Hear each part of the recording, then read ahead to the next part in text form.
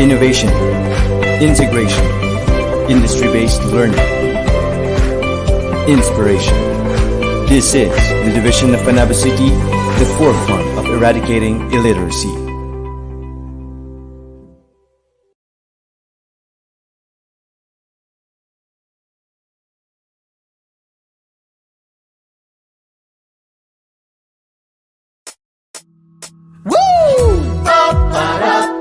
Alright!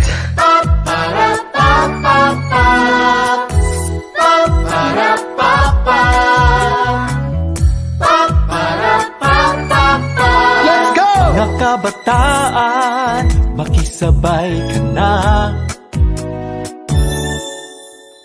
Kahit may pandemya, huwag madismaya. Dahil ang solusyo'y nakabang na, sabay tayong matuto at magsaya. Ikaw at ako sabay switch on na. Tara na matuto na in 3, 2, 1, let's go! TV, TV, TV, Aralan. TV, TV, TV, kasiyahan. TV, TV, TV, Kaalaman! halina't Sumama sa bagong paaralan. Pa-para, pa-pa. Pa-para, pa-pa-pa. Sariling galing ay paiitingin. kaalaman ay huwag patigilin. Karagdagang talino ay matutuklasan na. Buksan ang TV, sarili ihanda. Kayang ballpen at papel tayo'y matutunan. Para tumutok na 3, 2, 1, let's go! TV, TV, TV, Aralan. TV, TV, TV, kasiyahan. TV, TV, TV, Kaalaman! halina't Sumama sa bagong paaralan. TV, TV, TV, Aralan. TV, TV, TV.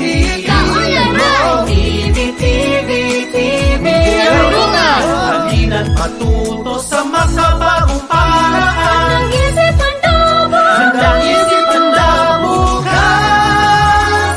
Halina't sumama sa bagong paaralan.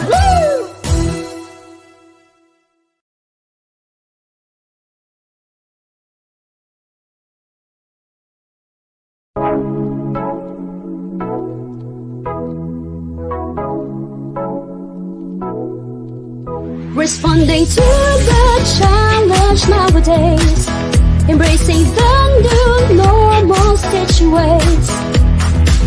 The Visayas Central Elementary School is ready to air lessons for your modules. Oh, laging handa, tutulungan ka, kaya huwag kang mag-alala. Kahit ito'y kakaiba sa nakasanayan na, tumutok na at makinig nang masanay ka pa. Sa pagsagot ng module mo, di ka nag-iisa. Responding to the challenge nowadays, embracing the new normal staging ways. The Visayas Central Elementary School is ready to air lessons for your modules. Oh, na na na na na na na na hey, na na na na na na na na hey, na na na na na na na na hey. AM radio for a good start. You are now listening to New Visayas on Air 99.0 AM radio for a good start.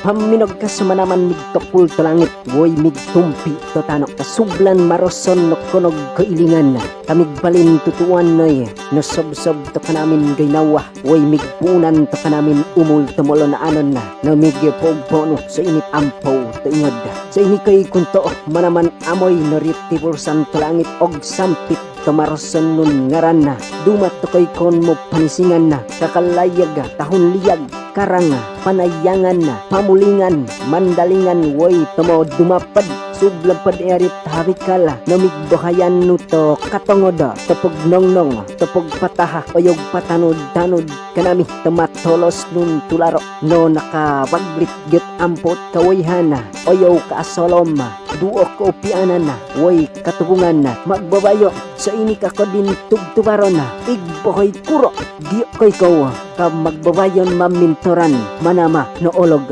nogdayrayon.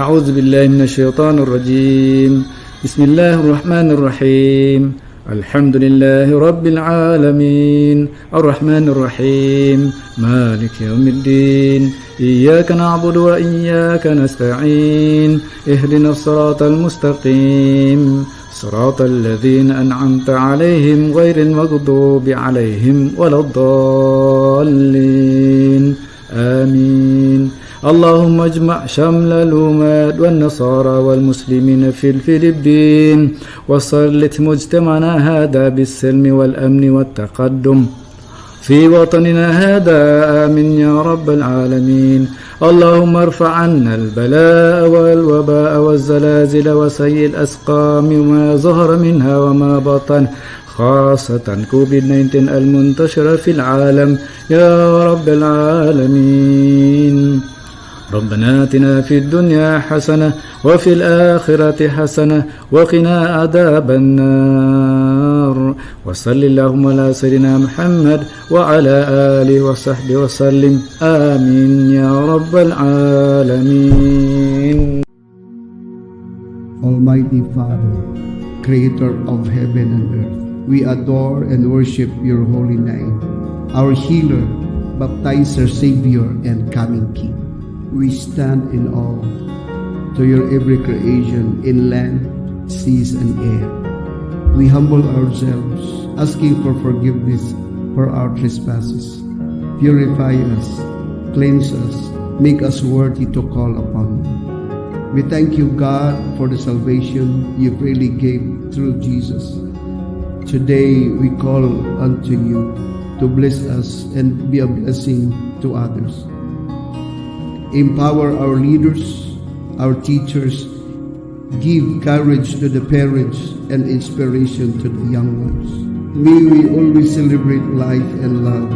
May we always acknowledge that without you, we are nothing. This we pray in the name of the Father, the Son, and of the Holy Spirit. Amen.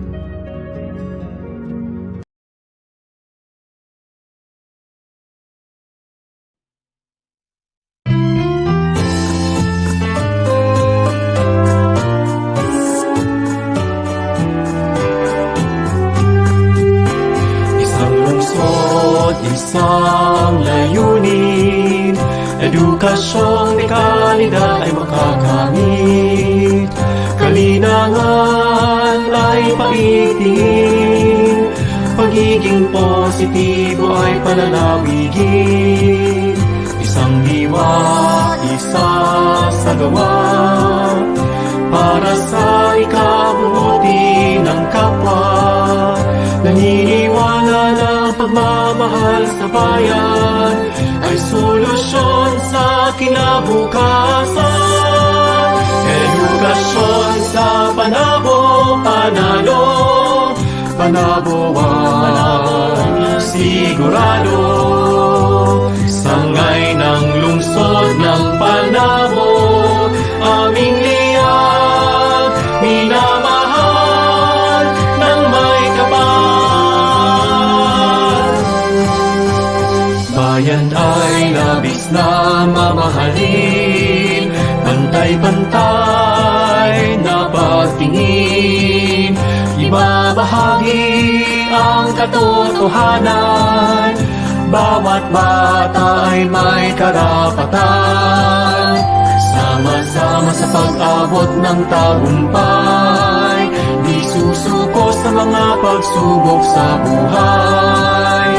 Babaunin ang karunungang natutunan, maging mabuting halimbawa sa karamihan. Edukasyon sa Panabo, Panalo, Panaboan, sigurado. Sangay ng lungsod ng Panabo, aming liyan, minamahal ng may kapal. Ang tawing hangarin ay itatatak sa aming puso't damdamin, maglilingkod ng buong katapatan. Aming liyan, minamahal. Nag-iisa at nakatangi ka sa walang hanggan ng lungsod ng Panabo. Panabo.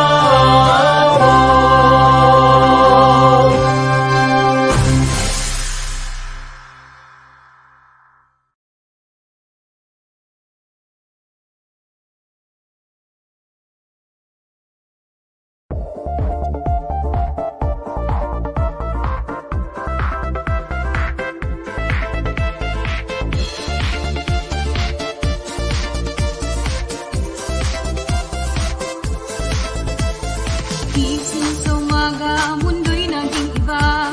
Si COVID-19, bigla lang dumating. Tayo ay lockdown at home quarantine. At kailangan pa may social distancing. Nalulungkot ka ba? Di ka'y nababagot. Huwag mag-alala dahil kami ay may sagot. Gabay sa iyong pagbasa, si mama at papa, si ate, si kuya, pati na rin si lolo at lola. Sa Reading Delights, tuloy ang pagbasa. Sa Reading Delights, tuloy ang ligaya. Bawat bata, bumabasa. Kahit panahon ng pandemya, we embrace the new normal. Tuloy ang pagbasa, tuloy ang ligaya. Oh, oh. Tuloy ang pagbasa. Oh, oh. Panabo City, ito ang ating bida. Reading the Lights, ito ang ating programa. Sinusulong ang love sa pagbabasa. Ipagpatuloy natin ang nagsimula na. 8-week curriculum ating ipinatupad. Home remedial reading ay namayagpag. Modular at radio-based learning modalities. TV online ay di pa huli.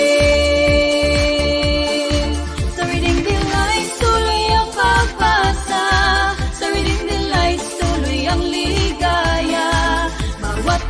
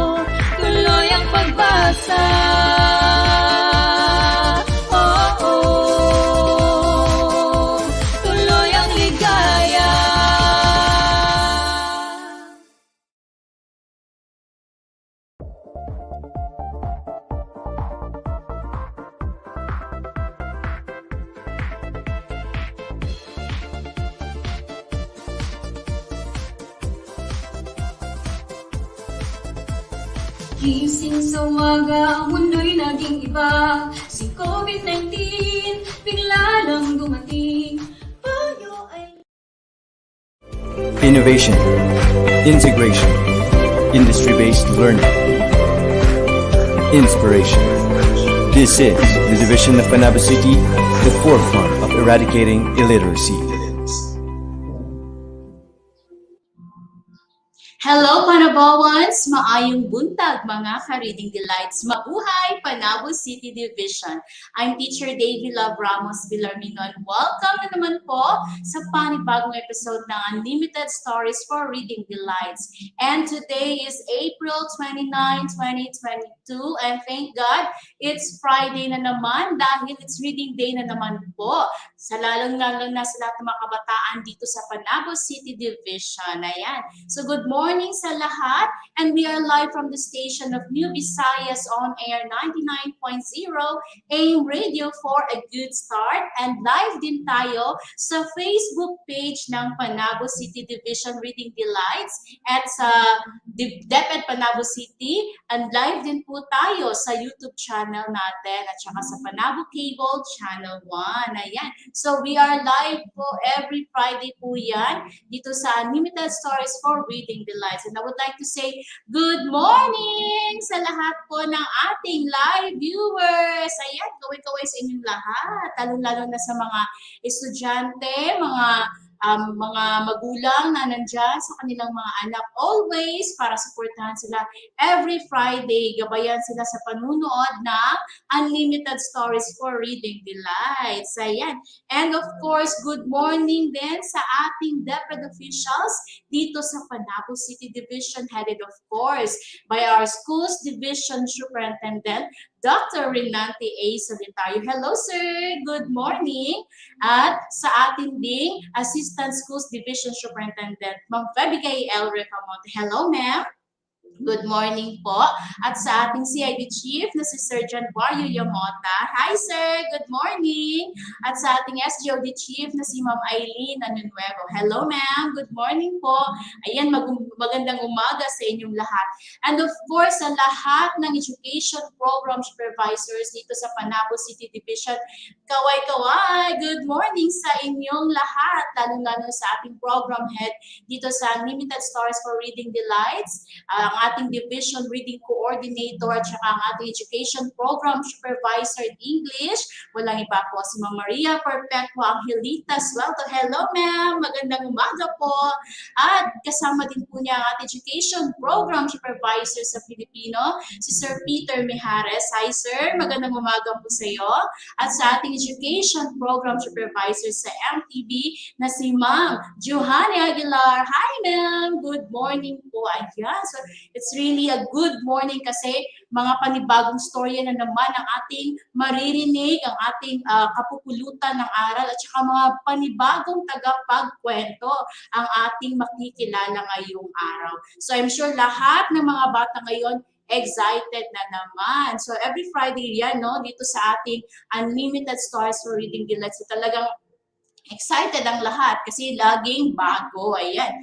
And of course, I would like to say good morning din sa ating Public Schools District Supervisor sa buong division ng Panabo City, sa lahat ng reading coordinators, lahat ng mga kaguruan sa Panabo City Division, at sa lahat ng mga mag-aaral dito sa Panabo City Division. Kaway-kaway! Good morning sa inyong lahat. So sana wala akong nakalimutang batiin, no? Kaya I'm sure lahat sila ngayon ay nakatutok sa ating programa sa Unlimited Stories for Reading Delights. Ayan. So of course, huwag natin kalimutan ng ating mga school heads, mga school principals, lalo-lalo na sa aming school principal, Sir Julius I. Suelto. Hello, sir. Good morning po.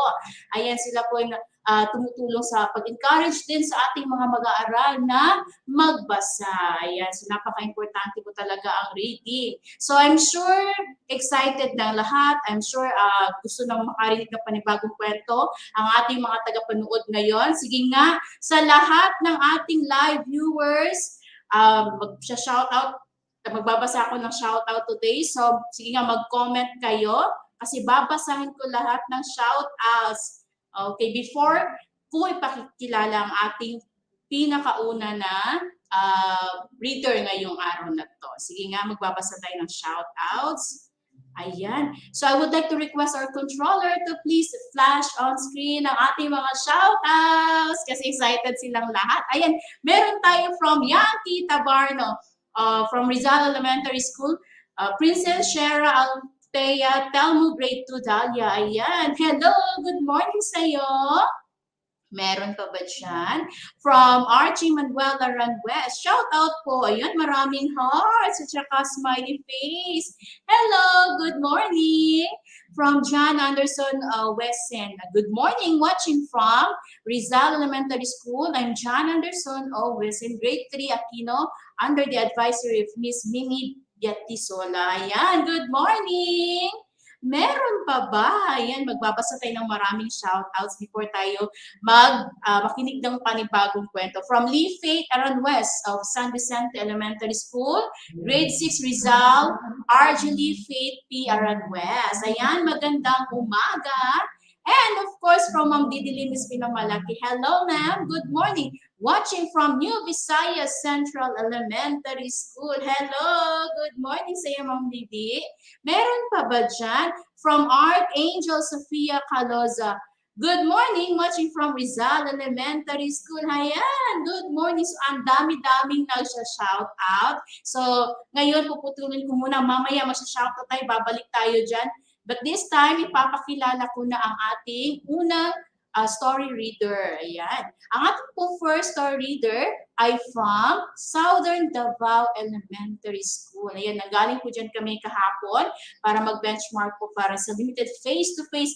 At saka we would like to say thank you sa kanilang school principal na si Ma'am Rosel and Pasaporte. Hello, ma'am. Good morning po. At saka sa lahat ng mga teachers sa Southern Davao Elementary School. So napaka-warming po na kanyang pagtanggap sa amin dyan sa kanilang school. Maraming salamat po sa inyong lahat. Ang dami po naming natutunan. Ayan. So ang ating pong first story reader, meron po silang school reading program na SIRIP Reading Program. Ayan. At ang story po na kanya ibabahagi sa atin ngayon ay may pamagat na si Daniel dito sa langob sa mga diyon. So hinubad sa binisaya nga gikan sa daang kasabutan sa Biblia. So Daniel 6:1 to 27. Ayan. So ang ating pong first story reader this morning ay wala pong iba kundi si Ma'am Krisha May M. Flores. Take it away, ma'am. Innovation, integration, industry-based learning, inspiration. This is the division of Panabo City, the forefront of eradicating illiteracy.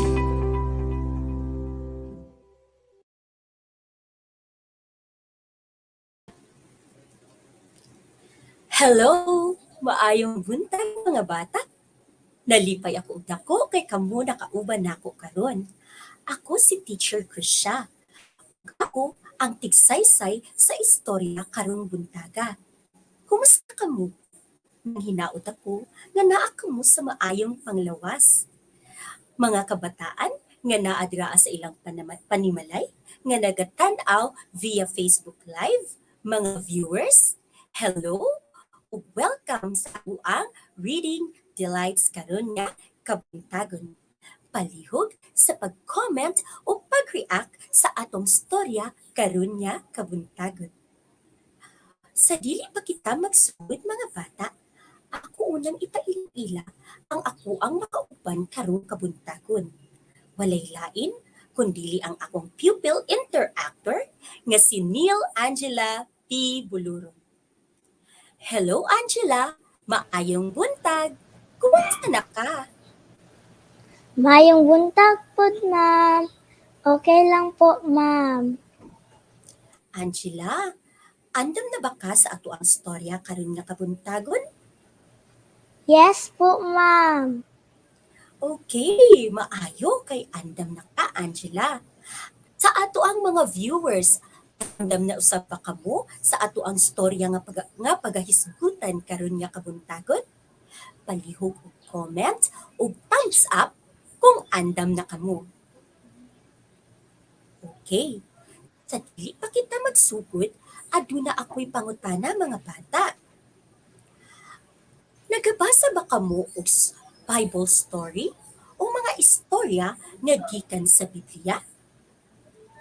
Ikaw, Angela, nagabasa ba ka og mga istorya nga gikan sa Biblia?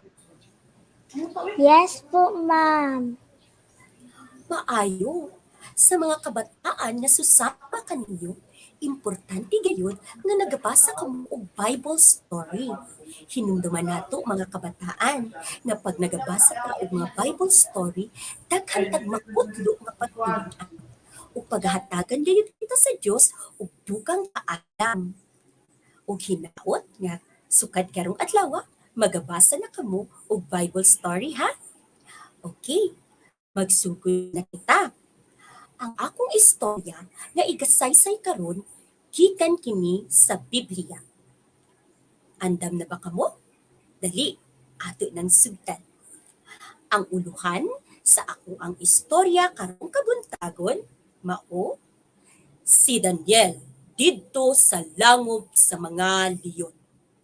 Gikan kini sa daang kasagutan sa Biblia. Makita kini sa libro sa Daniel Kapitulo 6, versikulo 1 hangtod sa 27. Apan sa dili pa kita magpadayon, ato usang hawanan ang mga babag.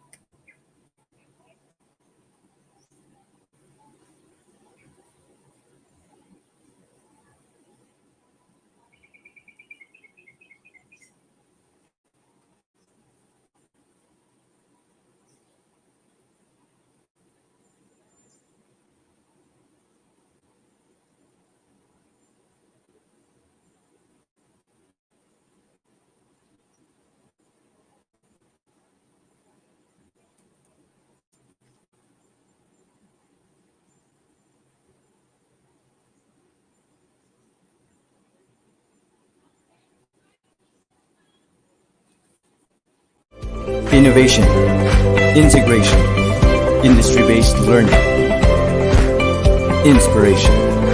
This is the division of Panabo City, the forefront of eradicating illiteracy.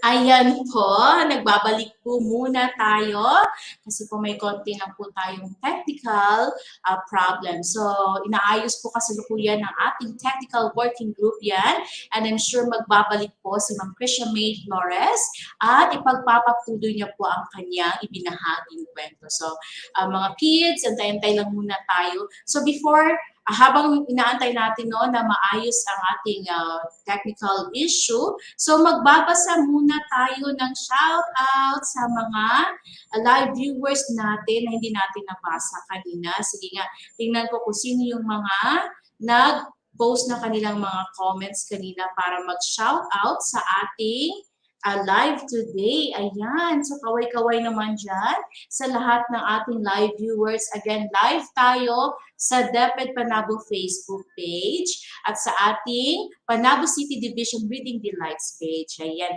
And don't forget po na mag-react kayo sa ating live at huwag nyo kalimutan na mag-share at mag-comment po sa ating live. So, maya-maya may mga question and answer po, mga short quiz na ibabahagi sa atin ng mga tagapagsalaysay. So, pwede po kayong magbigay ng inyong mga kasagutan. Okay, isulat nyo lamang sa ating comment section. Ayan.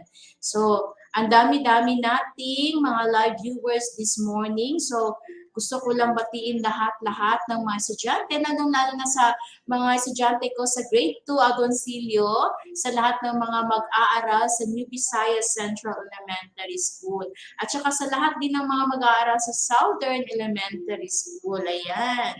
Sige nga. So, marami na bang nagbigay ng kanilang comments or nag-shout out? Sige nga, tingnan nga natin. Okay.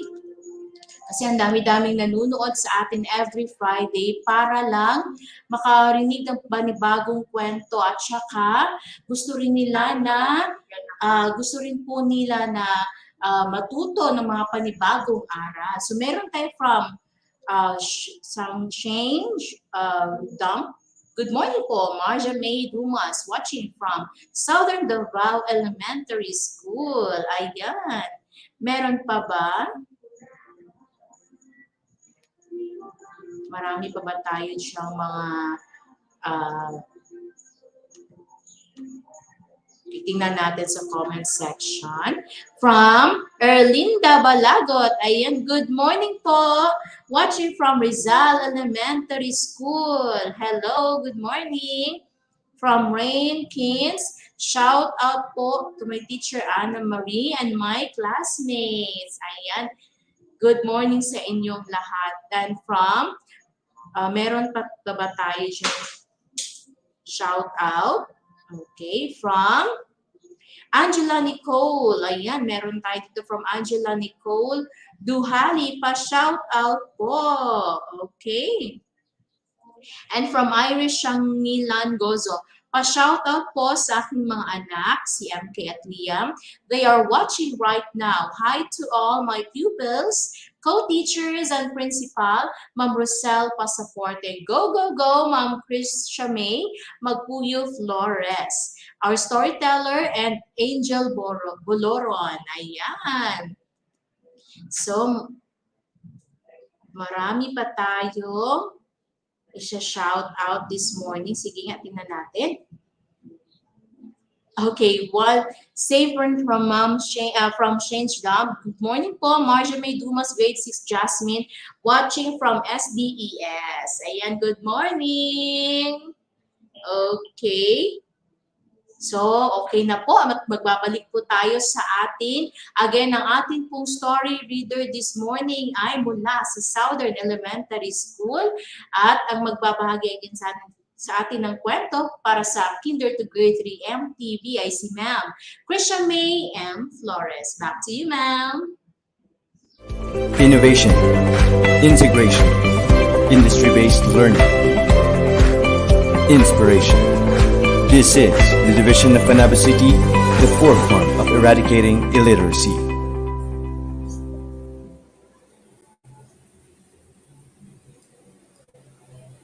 Okay, may buntag sa pag-usap mga bata, nagabalik na kita. O kini ang uluhan sa ato ang istorya karon nga kabuntagon. Si Daniel didto sa langob sa mga leon. Gikan kini sa daang kasabutan sa Biblia.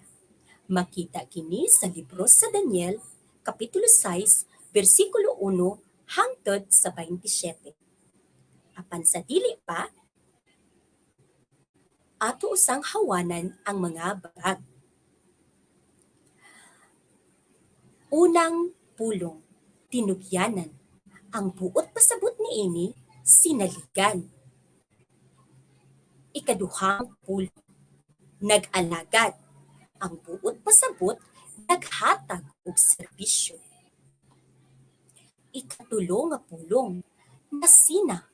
Ang buot pasabot, nagselos. Ikaupat nga pulong, langob. Ang buot pasabot, kuweba. Ang ikalima nga pulong, balaod. Himugna nga patakaran nga angay sundon sa tanan. Ikaunom nga pulong, itambo. Ang buot pasabot, iisa o ilabay. Ug ang ikapito nga pulong, manulunda. Ang buot pasabot, anghel nga magbalantay. Dali, magpadayon na ta. Dihay usa ka hari sa Babylonia kaniadto nga ginganlag Haring Dario. Aduna siya'y usa ka gatos o 20 ka mga tinugyanan nga mitabang kaniya pagmando sa gingharian. Pangutana, unsay ngalan sa hari nga nagdumala sa lugar nga Babylonia? Unsay imong tubag, Angela? Haring Dario po, ma'am. Okay, Haring Dario. Tan-awon daw nato di kung unsa usab ang tubag sa ato ang mga viewers.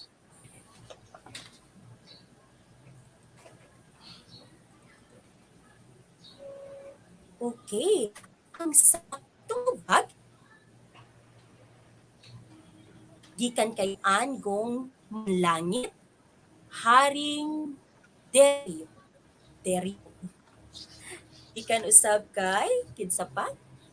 Andrea Haring Dario. Okay. Ang hustong tubag, Haring Dario. Husto.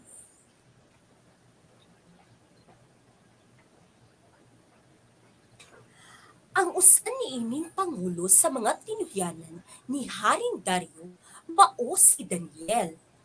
Kimahal siya sa hari tungod kay maayo siyang nag-alagad o nagdumala sa mga hingsakupan. Pangutana, kinsa ang mahal sa hari tungod kay maayong nag-alagad o nagdumala sa mga hingsakupan? Unsa man ang imuhang tubag, Angela? Daniel po, ma'am. Okay, Daniel. Tan-awon usab nato sa ato ang mga viewers kung unsa ang ilahang mga tubag. From John Anderson, ang atong tubag, Daniel. From Mitch R. Montecalvo, ang iya usab nga tubag, Daniel.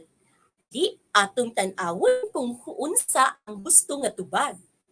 Ang gusto nga tubag, tama, Daniel.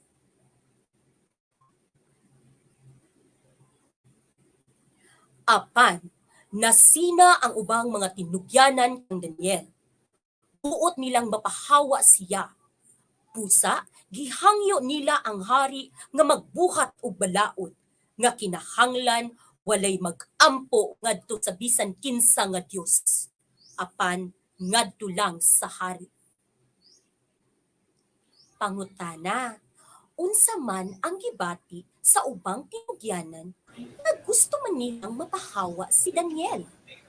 Unsa ang imuhang tubag, Angela? Nasina po, ma'am. Okay, nasina. Tan-awon nato sa ato ang mga viewers kung unsa usab ang ilahang mga tubag. From Mitch R. Montecalvo, ang iyahang tubag, nasina. From Travis Selmar Gopio, ang iyang gitubag, nasina sila. Atong tan-awon kung husto ba ang inyong mga tubag. Husto! Nasina! Ang bisan kinsa nga dili mutuman niini nga sugo, itambog ngadto sa langob sa mga leon. Pangutana, haing dapita itambog ang dili mutuman sa balaod. Unsa ang imuhang tubag, Angela? Langob sa mga leon po, ma'am. Okay, langob. Tan-awon nato kung unsa pod ang tubag sa atuang mga viewers.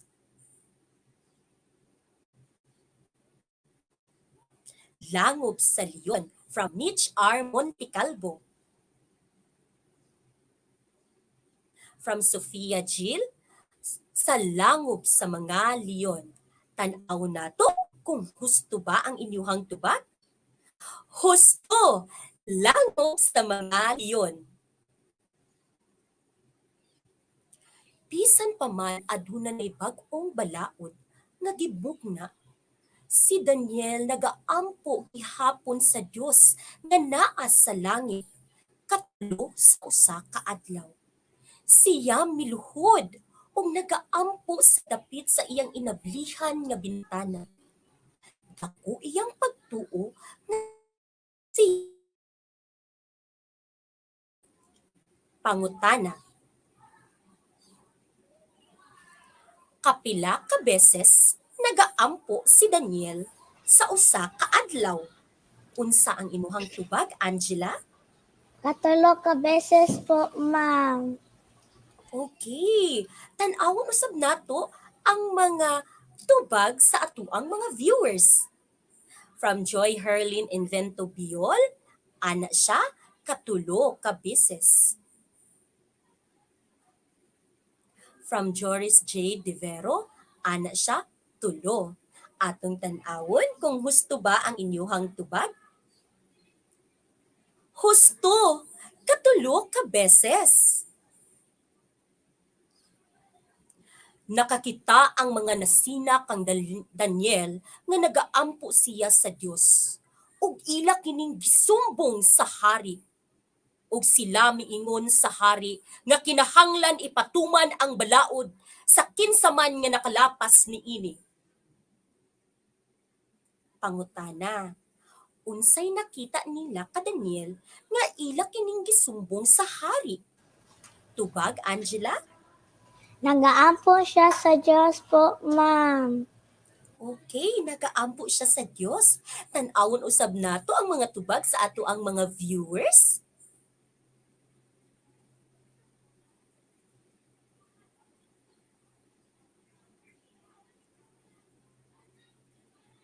Inig from Rain Queens, inigampo.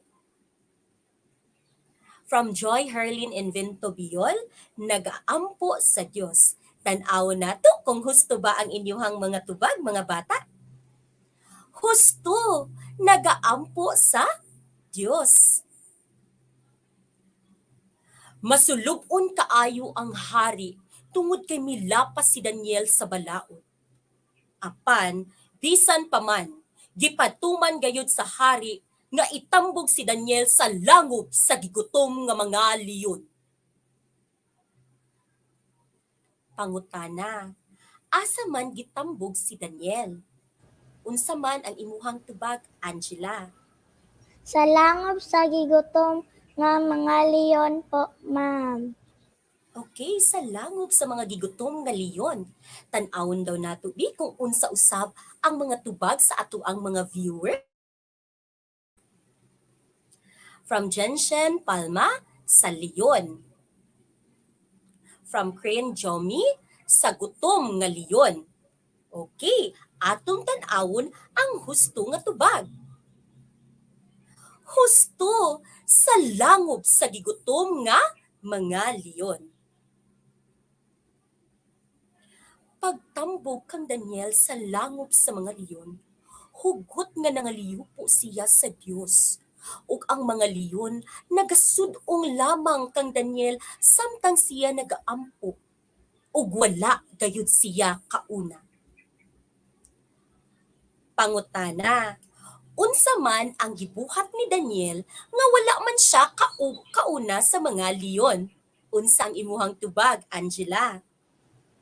Hugot nga nagampo siya sa Diyos po, ma'am. Okay. How about ang atuang mga viewers? Unsa man ang inyuhang mga tubag? From Rain Queens, nagampo siya. From Joy Herlin Invento Biol, nagampo si Daniel sa Dios. Atong sutaon kung husto ba ang inyuhang tubag? Husto, hugot nga nagampo siya sa Dios. Ang hari wala makatulog ni anang gabiuna, og naghuna-huna siya kang Daniel. Sayo pagani kaayo sa sunod buntag, midali siya pag-adto sa langob sa mga leon. Pangutana, nganong wala katulog ang hari? Unsa man ang imuhang tubag, Angela? Kay naghuna-huna siya kang Daniel po, ma'am. Okay, kay naghuna-huna siya kang Daniel. Sa mga viewers, unsa man usab mga kabataan ang inyuhang tubag? Sophia Jill, nabala ka kay Daniel. From Rain Queens, naghuna-huna siya kay Daniel. Atong sutaon kung husto ba ang inyuhang mga tubag, mga bata? Husto, maong naguol ang hari kay naghuna-huna siya kang Daniel. Misinggit ang hari sa makusog. O Daniel, giluwas ka ba sa imong Diyos gikan sa mga leon? Si Daniel mitubag. Ang akong Diyos nagpadala sa iyang mga manulunda aron sa pagtakom sa baba sa mga leon. Wala ako nila unsaa. Pangutana, nganong wala gikaon si Daniel sa gigutom nga mga leon? Unsa imong tubag, Angela? Kay giprotektahan siya sa Diyos po, ma'am. Okay, kay giprotektahan siya sa Dios. Sa ato ang mga viewers, mga kabataan, unsa man ang inyuhang mga tubag?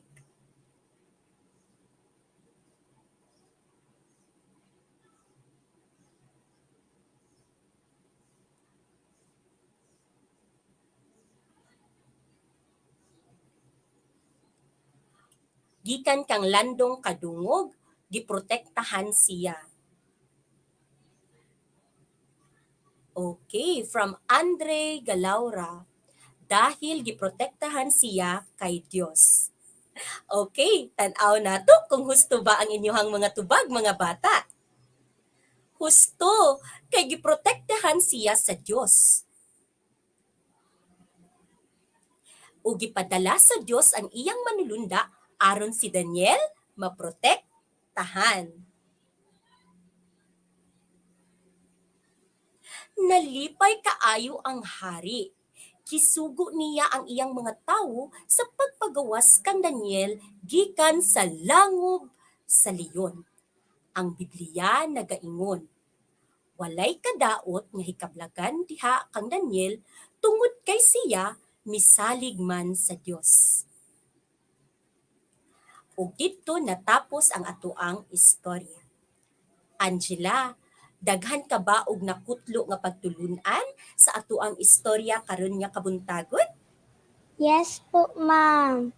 Unsa man ang imuhang nakatunan? Aduna kitay hugot nga pagsalig sa Dios po, Okay, ma'am. husto. Dapat aduna kitay dako nga pagsalig ngadto sa atoang Dios. Atong tan-awon ang mga moral lesson nga atong makatunan o mga moral nga leksyon karon nga kabuntagon. Mga kabataan ug mga viewers, kini ang atoang hinumduman. Sa atong storya karon, mao kini ang mga pagtulunan nga atong itbutang sa atoang panghunahuna. Aduna dapat kitay hugot nga pagsalig sa Dios, magmainampuon kita sa Dios kaninay, o dili kita magbaton o magampo sa mga Diyos-Diyos. Kani nga storya aduna gayoy dako nga kalambigitan sa atoang kinabuhi ug ato gayud kining ibutang sa atong kasing-kasing ug huna-huna. Dali, magpadayon kita sa atoang buluhaton. Ang inyong buhaton karon mga kabataan ug mga viewers, piliun ninyo ang hustong letra sa matag pangutana. Nil Angela, andam na ba ka? Yes po, ma'am. Mga viewers ug mga kabataan, palihog ibutang ninyo ang inyong tubag o mag-comment kamo diha sa inyong comment box sa husto nga tubag. Unang pangutana, unsa ang uluhan sa atong istorya o sugilanon? Letrang A, si Daniel didto sa langob sa mga leon. Letrang B, si Daniel didto sa langob sa mga tigre. Letrang C, si Daniel didto sa langob sa mga bitin. Angela, unsa ang imuhang tubag? Letrang A po, ma'am.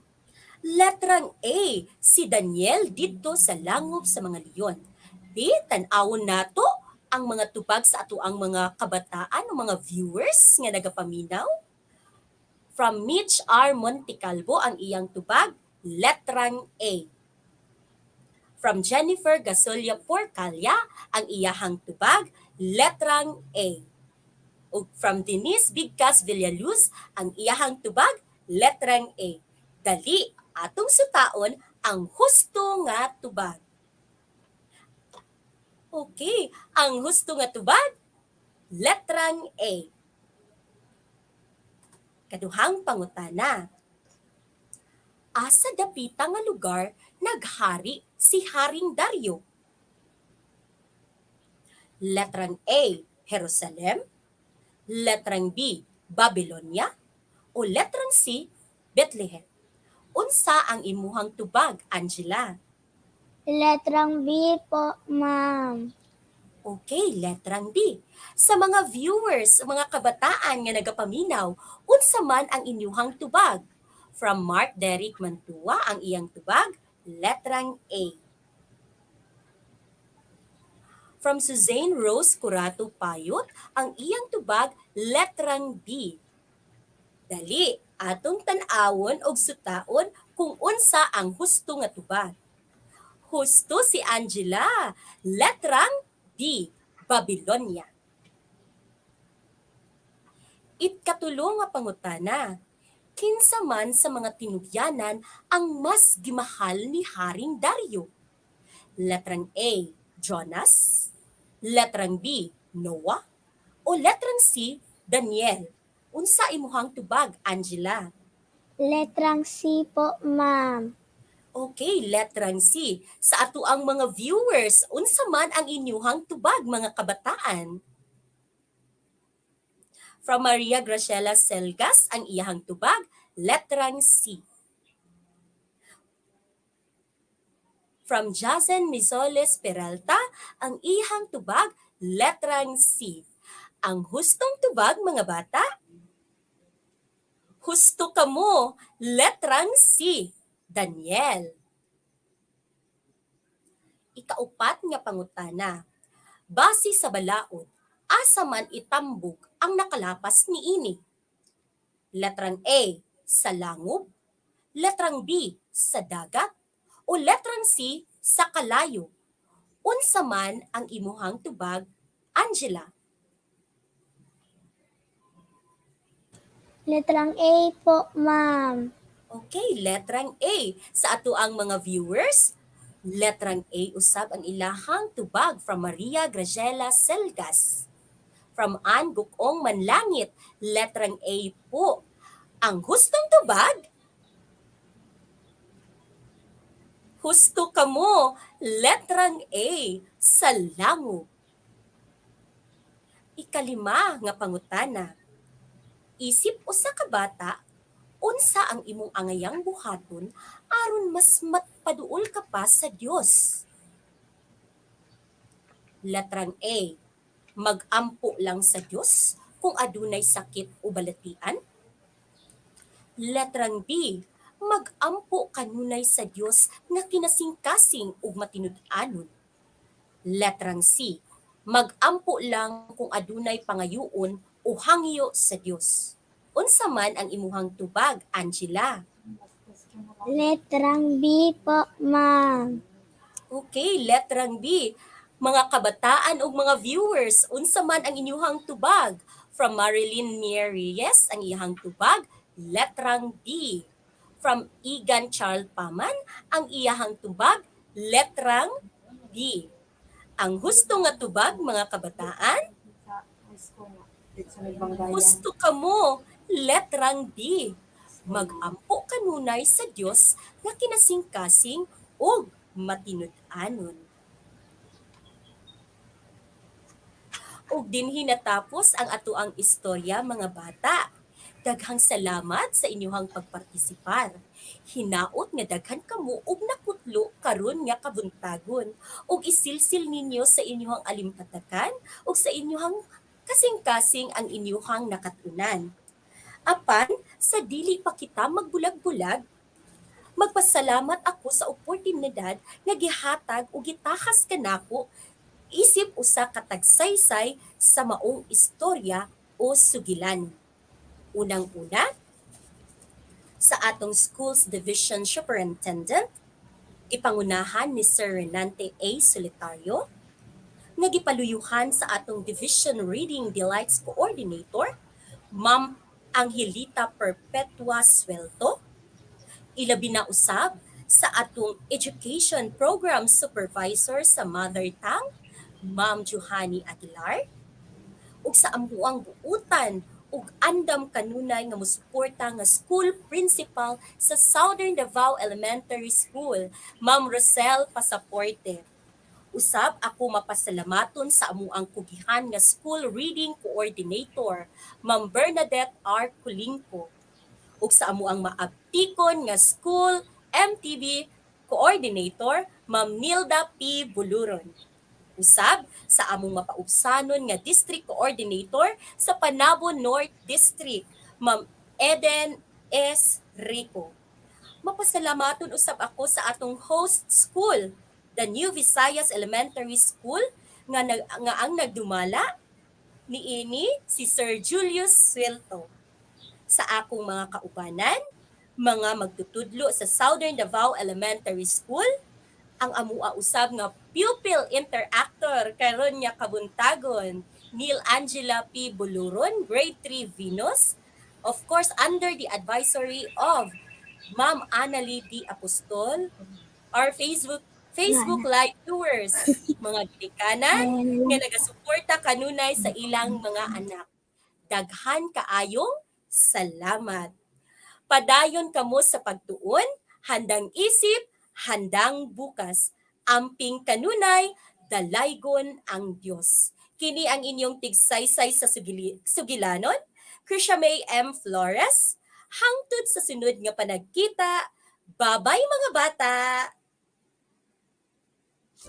Innovation, integration, industry-based learning, inspiration. This is the division of Panabo City, the forefront of eradicating illiteracy. Thank you so much, Ma'am Krisha May M. Flores of Southern Davao Elementary School.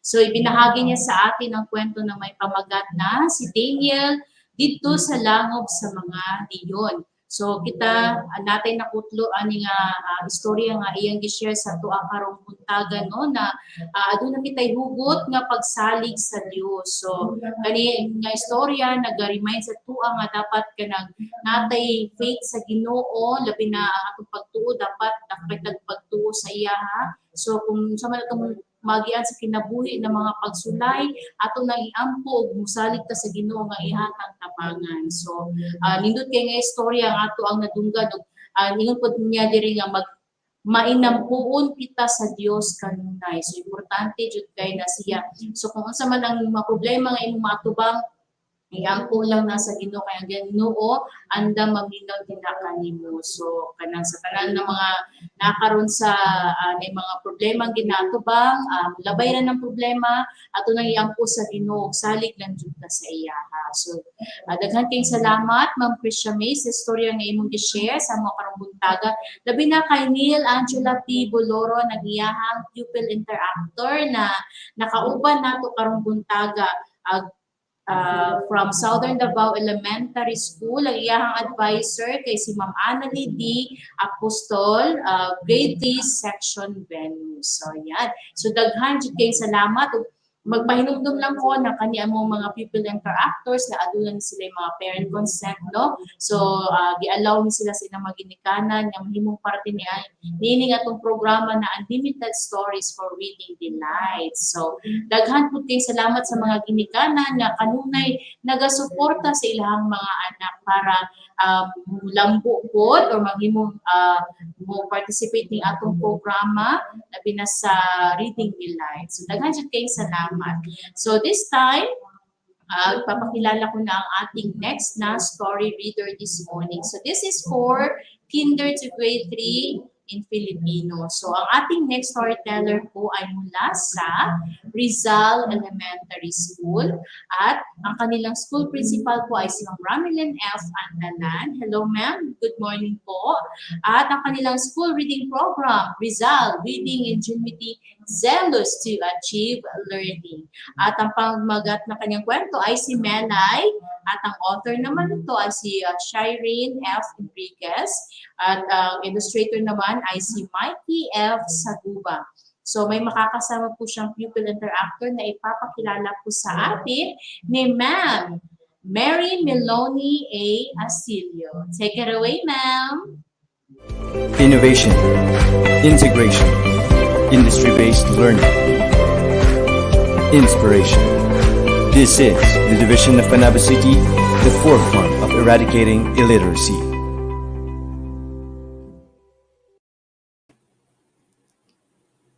Ayan. Hello, Panabo City Division. Isang mapagpala at napakagandang umaga po sa ating lahat, lalo na sa mga tagapanood na patuloy na sumusubaybay sa Reading Delights. Ako po si Teacher Mary Melanie A. Asilo mula sa Paaralang Elementarya ng Rizal na magbabahagi po sa inyo ngayon ng isang panibagong kwento na magbibigay sa atin ng isang magandang aral. At may makakasama ako, ang aking pupil interactor na isang munting bata na nasa unang baitang sa Paaralang Elementarya ng Rizal. Walang iba kundi si Alexandra Rene L.G. Castro. Hello Alexandra, kumusta ka? Okay lang po, teacher. Ayan, okay lang po teacher. Masaya ka ba ngayon na Opo, naging pupil teacher. interactor kita? Okay, mabuti naman. At nais kong sabihin sa'yo, may nais ka bang batiin? Opo, teacher. Okay, at sino naman yan, Alexandra? Ang gusto ko pong batiin ay si Auntie Dion o si Teacher Mariel at ang aking pamilya at si Ate Margie Ayun. at si Zakoy. Okay, ayun. Sige. At may katanungan pa ako sa iyo, Alexandra. Handa ka na ba sa ating kwento ngayong umaga? Opo, teacher. Mabuti naman. At sa ating tagapanood, okay, maaari kayong magbigay ng isang thumbs up na, okay, hudyat na kayo ay handa na sa ating kwento. Okay, maaari kayong magbigay ng thumbs up sa ating comment section o comment box. Ang ating kwento sa umagang ito ay pinamagatang si Melay. Akda ni Sharon F. Enriquez at guhit ni Mikey F. Sagliba. Pero bago tayo magsisimula sa ating kwento, alamin muna natin ang mga kahulugan ng ilang salita na maririnig, okay, mamaya sa kwento. Okay, Alexandra, maaari mo bang basahin ang mga salita na nasa talasalitaan?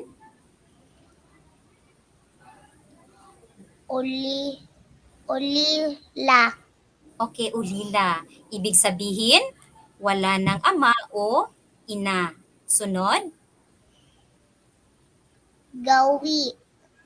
gawi. Mga bagay o kilos na nakagawian o nakasanayan ng gawin. Sawayin. Sawayin, pagsabihan o pagsalitaan. Sunod, Salid-aralan. okay, silid-aralan. Silid o lugar na laan para sa pag-aaral. Sunod, Engkantada. Engkantada. Ang engkantada ay isang diyosa, kakaibang nilalang na may kakayahan na naiiba sa atin. Okay, sunod na salita,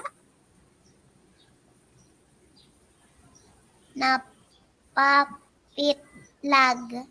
napapitlag. Ibig sabihin, nagulat. Okay, sunod, Dumampi. dumampi. Ibig sabihin, dumikit. At ang panghuling salita, Masinop. masinop. Ibig sabihin, malinis at maayos, lalong-lalo na sa mga gamit. Ayan, so yan ang mga salitang dapat nating o ninyong tandaan para mas lalong maunawaan, okay, ang ating kwento. Handa ka na ba, Alexandra? Opo, teacher. at sa ating tagapanood ngayong umaga, handa na kaya sila? Okay, simulan na natin ang ating kwento. Uulitin ko, ang pamagat ng ating kwento ay si Melay. Melay anak, pulutin mo naman at itago mo ng maayos ang iyong mga laruan, lalong-lalo na pagkatapos mong gamitin.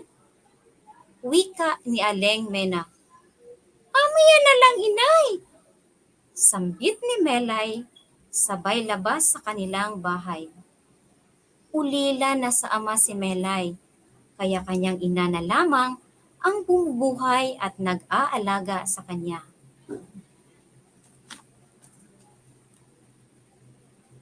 May isang katangian ito na ikinalulungkot ng ina. Tila walang pakialam sa kanyang paligid si Melay. Lahat na kanyang maisipang gawin ay ginagawa niya. Laro dito, takbo doon, kalat dito, kalat doon. Iyan ang gawin niya saan man siya magpunta. Kaya naman ang kanyang inang ay walang ginawa kundi tawag dito, tawag doon, saway dito, saway doon, pulot dito, pulot doon. Ayun, bago ko paman ipagpatuloy ang kwento, may tanong ako sa iyo, Alexandra, at sa ating tagapanood ngayon. Tanong ko, sinunod ba agad ni Melay ang utos ng kanyang ina? Hindi po, teacher. Eh, tama ka kaya, Alexandra? Tingnan natin kung tama ka. Ayun, ang sagot ay hindi. Okay, hindi agad sinunod ni Melay ang utos ng kanyang ina. Mula naman sa ating tagapanood ngayon, mula kay Travis Selmar Gopio, ang kanyang sagot ay hindi po. Okay, tama ka, Selmar. At mula naman kay Angel o kay Panabo, hindi po. Okay, tama rin. At ngayon, ipagpatuloy natin ang ating kwento. Pagod man ang kanyang ina sa buong maghapong paglalaba, ay hindi siya tumitigil na pagsabihan at pagbilinan ang kanyang anak. Maging sa paaralan, ay sawayin rin siya ng kanyang guro. Melay, saan mo ba dapat itapon ang mga pinagtasahan mo ng lapis at mga papel na di mo na kailangan? Tanong ng kanyang guro. Isang sulyap lamang ang itinugon ni Melay na parang walang narinig. Nagpatuloy siya sa kanyang paglalaro. Biglang lumiwanag sa loob ng silid-aralan at napapikit si Melay sa takot. Nang imulat niya ang kanyang mata, ay nakita niyang nakatayo ang kanyang guro at nag-iba ang anyo nito. Namangha siya sa kanyang nakita, isang inkantara si Ma'am! Malakas at paputol-putol na sambit niya. Halika, Melay. Tingnan mo ang kapaligirang iyong ginagalawan. Malumanay na wika ng inkantada. Lumabas si Melay ng silid-aralan at nakita niya ang kapaligirang nababalutan ng maraming kalat. Mga kalat na siya ang may gawa. Nakaramdam ng pagsisisi si Melay sa ginawa at kasabay noon ang pagbagsak ng mga luha sa kanyang mga mata.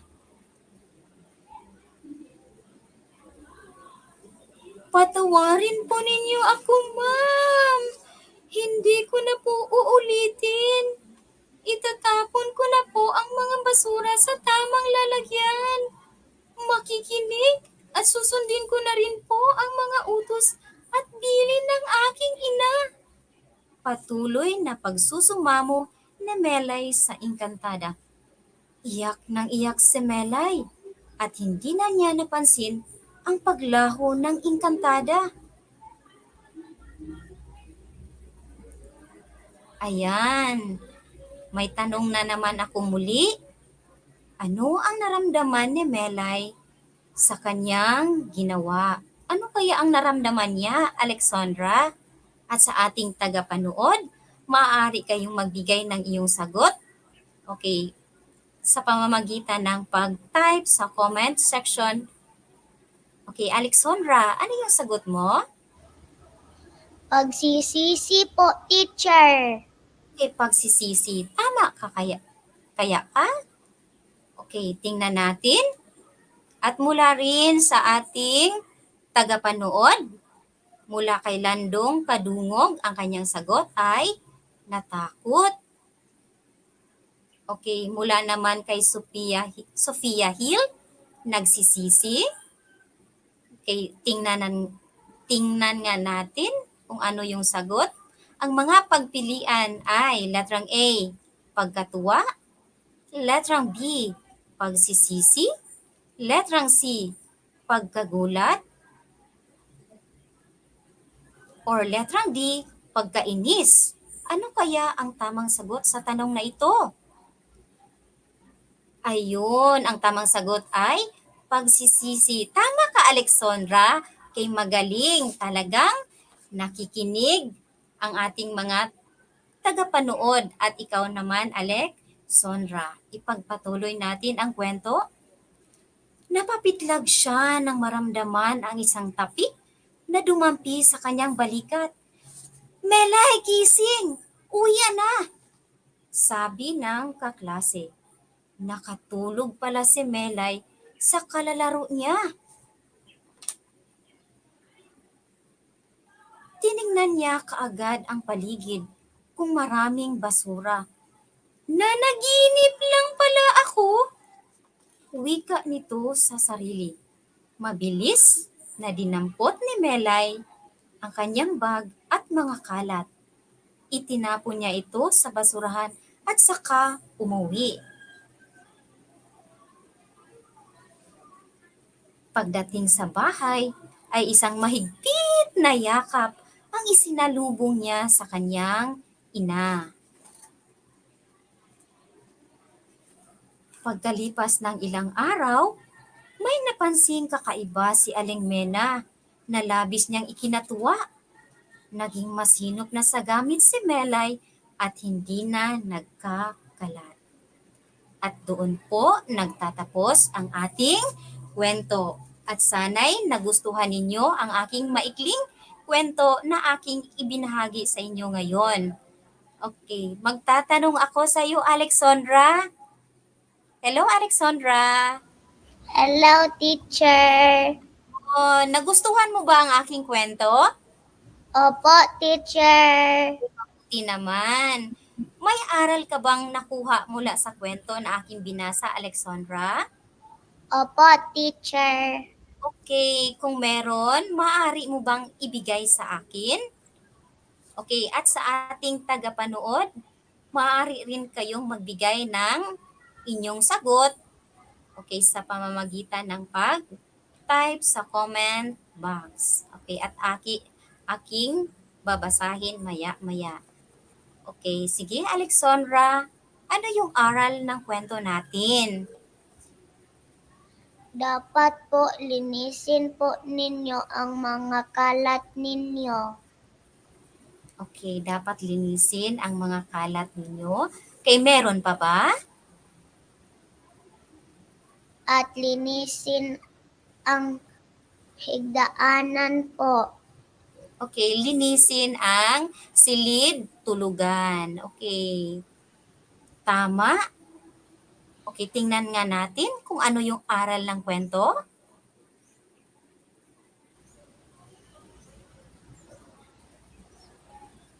Okay, maging malinis sa ating kapaligiran at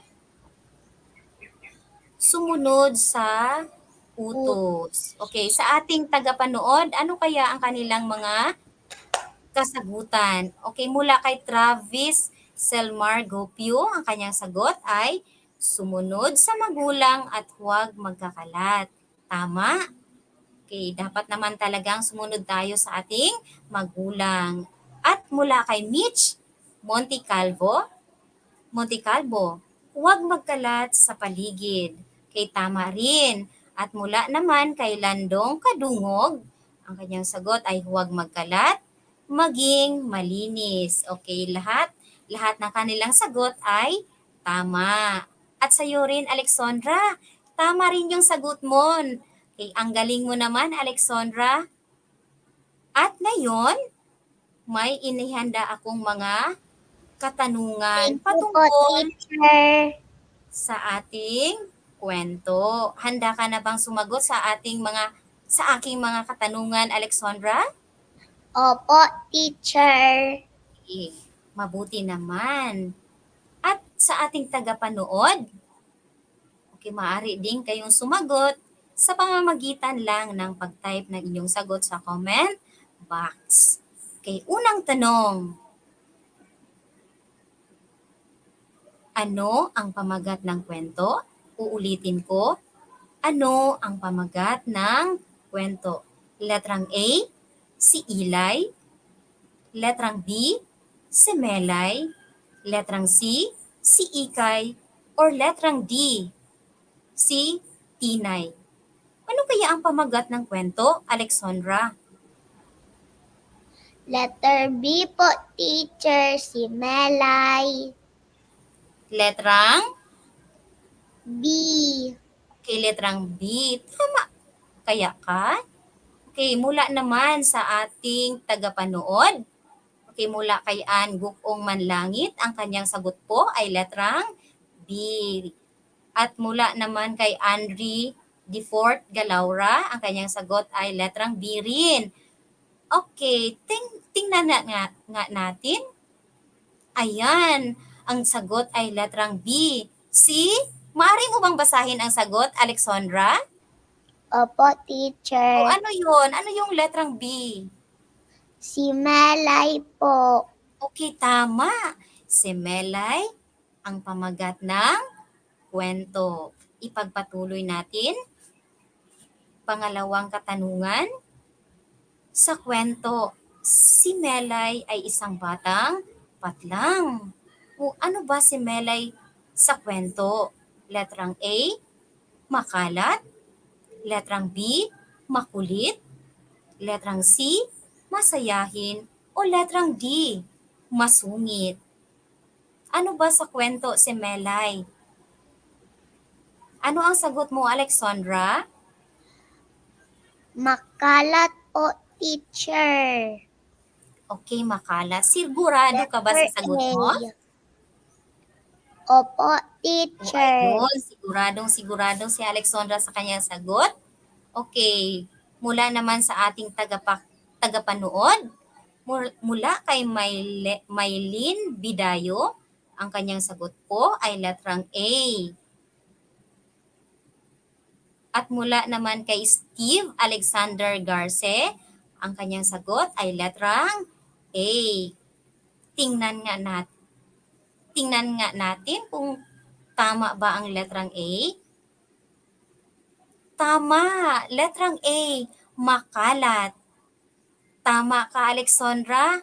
Okay, makalat ang tamang sagot. Okay, ipagpatuloy natin. Pangatlong tanong. Ano ang nangyari kay Melay sa loob ng silid-aralan? Letrang A, nainip. Letrang B, naglinis. Letrang C, nanaginip. Or letrang D, nagutom. Ano kaya ang nangyari kay Melay sa loob ng silid-aralan? Maaari mo bang ibigay ang sagot mo, Alexandra?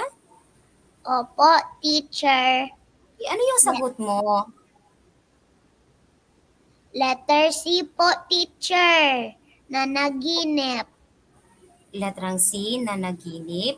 Tingnan muna natin ang sagot sa ating tagapakinig ngayon. Mula kay Marilyn Mir Reyes, ang kanyang sagot po ay letrang C. Mula naman kay Andri Galaura, ang kanyang sagot ay letrang C. At mula naman kay Kaiser Ace Rentuza Kahibin, ang kanyang sagot ay letrang C. Tingnan nga natin kung tama ba ang inyong mga kasagutan. Ayun, tama. Letrang C ang tamang sagot. Nanaginip. Tama ang ating tagapanood at ikaw rin, Alessandra. Tama ang inyong mga sagot. Sunod, okay, ikaapat na katanungan. Nangyari ba sa panaginip ni Melay na siya ay humingi ng tawad? Ano kaya ang sagot sa tanong na ito? Letrang A, oo. Letrang B, hindi. Oo ano po, kaya teacher. ang sagot? Letter Okay, A. letrang A, oo. Tingnan nga natin mula sa ating tagapanood, ang sagot ni Egan Charles Paman, letrang A po. Okay, sunod mula kay Sophia Hill. Okay, letrang A din. At mula kay Tristan Selmar Gupyu, letrang A rin ang kanyang sagot. Okay, titingnan natin kung tama ba ang inyong mga kasagutan. Ayun, letrang A. Oo. Tama, Alexandra, at sa ating tagapanood. Oo, nangyari sa kwento na si Milay ay humingi ng tawad sa Engkantada. At ang panghuling katanungan, ano ang nangyaring pagbabago kay Melay na labis na ikinatuwa ng kanyang ina? Letrang A, naging mayaman na si Melay. Letrang B, nanatiling makalat si Melay. Letrang C, makulit na si Melay. Or letrang D, naging masinop na si Melay at hindi nagkakalat. Maari mo bang ibigay ang sagot, Alexandra? Letter D po, teacher. Okay, letter D. Okay, titingnan muna natin mula sa ating tagapanood kung tama rin ba ang kanilang sagot. Mula po kay Maria Grazela Selgas, ang kanyang sagot ay letrang D. Meron pa ba? Mula rin kay Sophia Hill, letrang D rin ang kanyang sagot. At kay Alicia Powell, letrang D rin ang kanyang sagot. Okay, tingnan natin. Ayun, letrang D, masinop. Naging masinop na si Melay at hindi na nagkakalat. Mahusay. Talagang nakikinig ang ating tagapanood. At ikaw rin, Alessandra, napakagaling mong sumagot sa aking mga katanungan. Okay, talagang Thank ikaw you po, ay teacher. nakikinig. Ayun. So ngayon, at dyan po, nagtatapos ang aking kwento. At ngayon, bago pa man ako magpapaalam, nais kong magpasalamat. Okay, at sa iyo, Alexandra, okay, maraming salamat sa iyo sa oras na iyong binigay sa akin at sa iyong mga magulang na nagbigay ng pahintulot na ikaw ay aking maging pupil, interactor at sa iyong tagapayo na si Ma'am Mariel Lumuntad. Okay, at nais kong pasalamatan ang ating Schools Division Superintendent, Sir Renanti A. Solitario, ang ating Division Reading Delights Coordinator, Ma'am Maria Perpetua Angelita Suelto, ang Education Program Supervisor sa Filipino, Sir Peter Mijares, Education Program Supervisor sa MTV, Ma'am Joanie Aguilar, at ang punong guro ng New Visaya Central Elementary School, Sir Julius Welto, ang aming punong guro na si Ma'am Ramilin F. Antalan, ang aming English Coordinator na si Ma'am Katrina Gonzalez, ang aming Filipino Coordinator na si Ma'am Garden Lane Arisgado, at ang aming MTB Coordinator na si Ma'am Carmelita W. Ubaldo. At babatiin ko rin ang aking mga kasamahang guro sa paaralang, okay, mababang paaralan ng Rizal. At mula sa aking puso, maraming salamat at ako'y naging bahagi sa programang ito. Muli, ako si Teacher Melanie na mag-iiwan sa inyo ng isang kasabihan, kaalamay, palawakin, pagbasa, ugaliin. Paalam! Innovation, integration, industry-based learning, inspiration. This is the division of Panabo City, the forefront of eradicating illiteracy. Ayan, maraming salamat po sa ating story reader sa Filipino Kinder to Grade 3 na si Ma'am Mary Melanie A. Asilio of Rizal Elementary School na nagbahagi sa atin ng kwento na may pamagat na si Melay. Ito ay naghatid po sa atin ng aral na maging malinis sa kapaligiran at sumunod sa utos. Ayan, so dapat po na talagang sumunod tayo sa utos kung paano natin dapat itapon yung mga basura para maging malinis din tayo sa ating kapaligiran. So napakagandang kwento ang kanyang ibinahagi sa atin at maraming salamat din sa kanyang pupil interactor na si Alexandra Renee G. Castro, Grade 1, Arnins. Ayan, so napaka-cute na bata ang ating nakasama kanina. So this time, hindi ko na patatagalin dahil makikilala na natin ang ating third story reader this morning.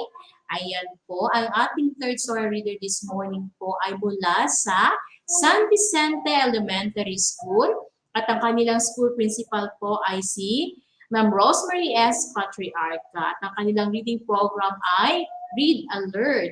At ang storya na kanyang ibabahagi sa atin ay may pamagat na Little Red Hen by Roving Genius from YouTube. Ayan, this will be shared to us by Ma'am Janeline C. Hamago. Take it away, ma'am.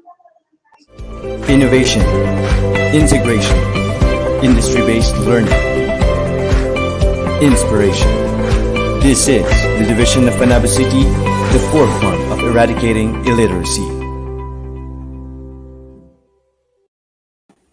Thank you, Mom Davy. Hello there. How are you, my dear kids? It's been a while. Good morning to all our avid viewers and listeners of Unlimited Stories for Reading Delight. TGIF. Thanks God it's Friday because as we all know that Friday is reading day. It is our date. Yes, yes, yes. And we prepare lots of exciting stories that teach and bring life lessons just for you, our dear viewers, our kitty viewers out there. Okay? And with me here is my pupil interactor, a cutie one, a grade 2 learner of Section Chico under the advisory of Ma'am Christina D. Paglinawan from San Vicente Elementary School. Please help me welcome Blessy Grace Halos.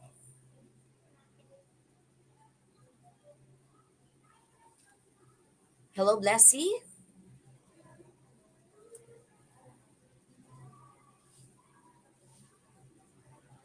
Okay. We're waiting for Blessy. All right. All right. I see here. Okay. How are you, my dear Blessy Grace? Good morning. I can't hear you. Come again. Good morning, Blessy.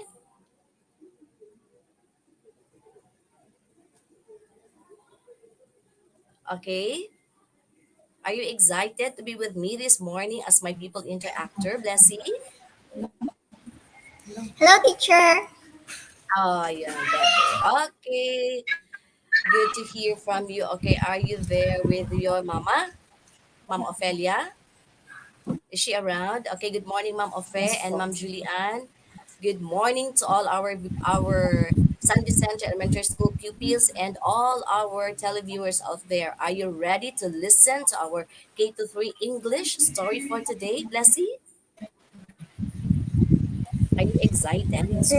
Yes, teacher. Okay, so let's start our story for K to 3 English.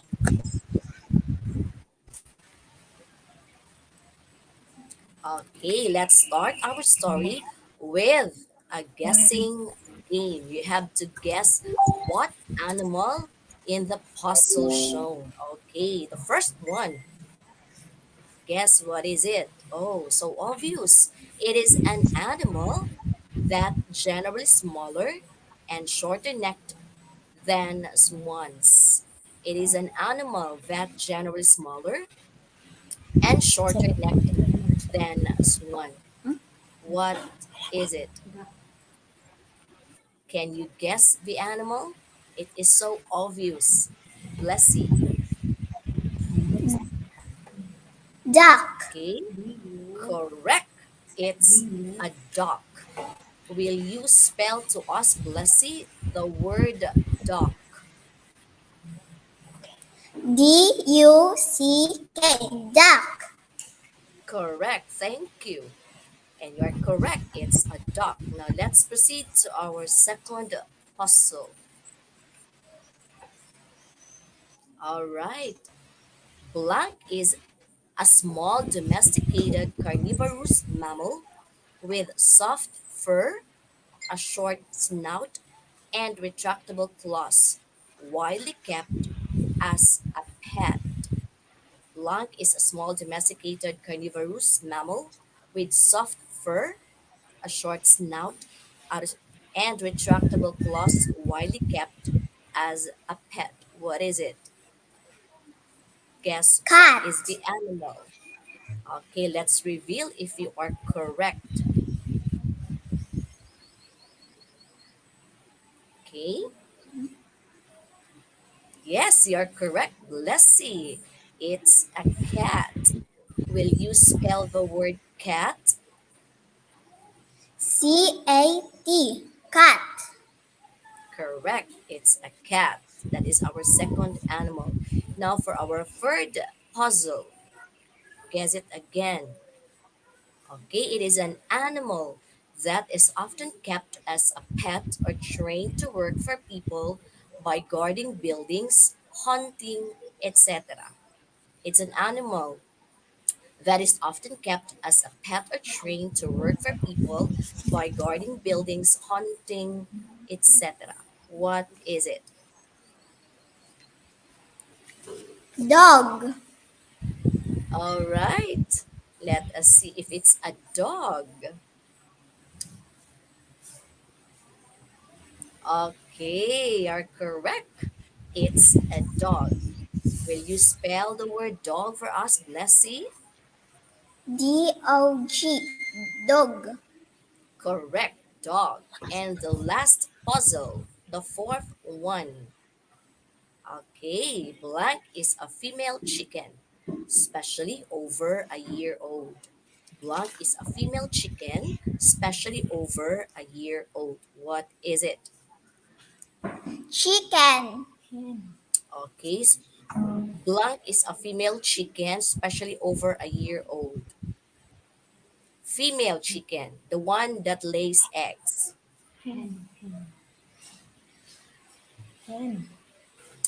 Okay, guess what is it? Okay, it's a hen. Okay, will you spell, Blessy, the word hen? Hen. Correct. So those are the four animals in the puzzle: cat, dog, what else? Duck, and hen. Okay, our story is a fable. Fable. It is a short story, typically with animals as characters, conveying a moral. So it's all about animal story. Okay, are you ready, Blessy? We will start our story today.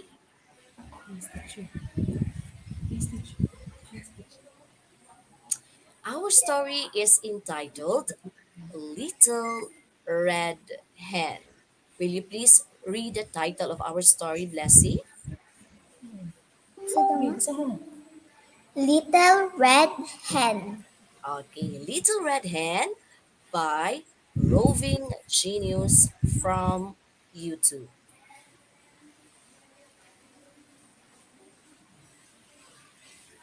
Once upon a time, there was a little red hen who lived on a farm.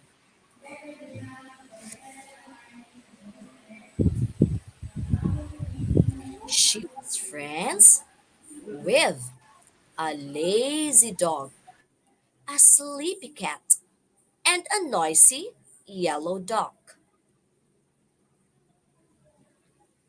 All right, first question for Blessy and for our viewers.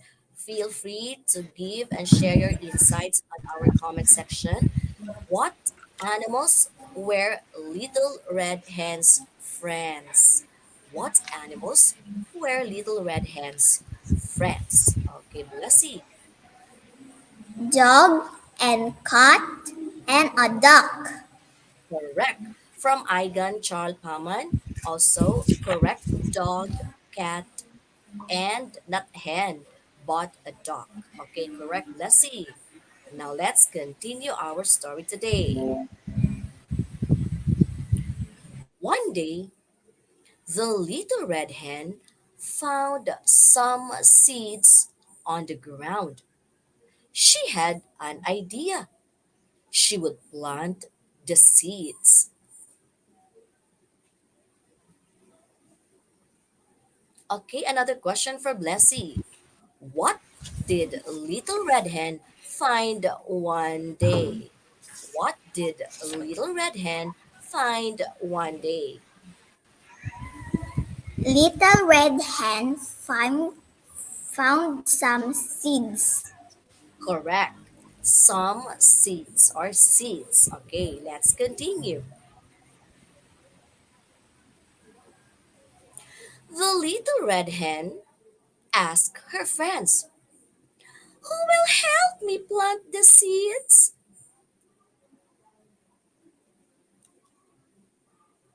Not I, barked the lazy dog. Not I, purred the sleepy cat. Not I, quacked the noisy yellow dog. Then I will, said the little red hen.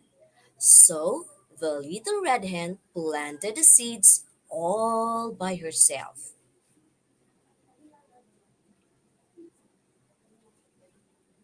When the seeds had grown, the little red hen asked her friends, who will help me cut the wheat?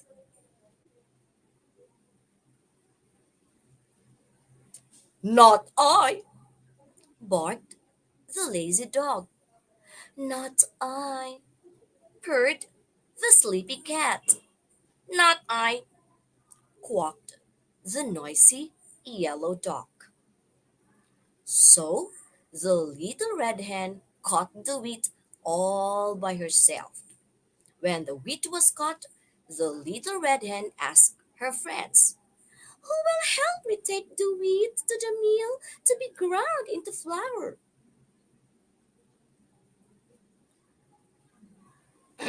Not I, barked the lazy dog. Not I, purred the sleepy cat. Not I, quacked the noisy yellow dog.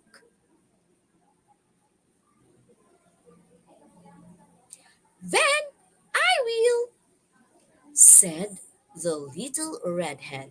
So the little red hen brought the wheat to the mill all by herself. She ground the wheat into flour and carried the heavy sack of flour back to the farm.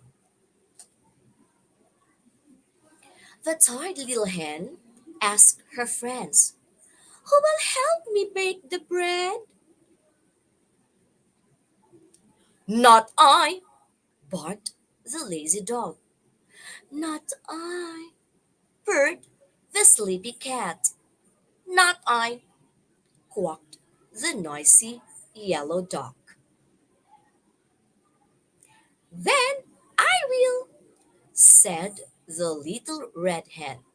So the little red hen baked the bread all by herself. Okay, I have here a question for Blessy and for our viewers.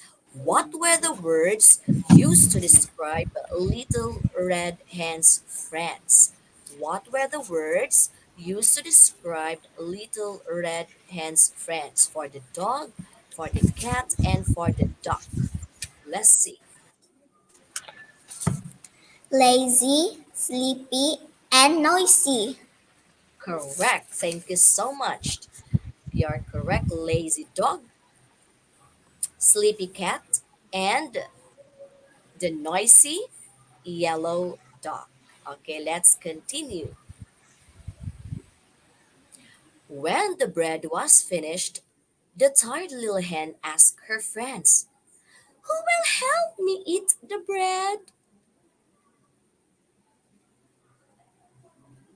"Mm, I will," barked the lazy dog. "I will," purred the sleepy cat. "I will," quacked the noisy yellow dog. "I will." And the little red hen ate the bread all by herself. And that ends our short story for our English Cater Free. But before that, I would like to hear from Blessy and from our live televiewers.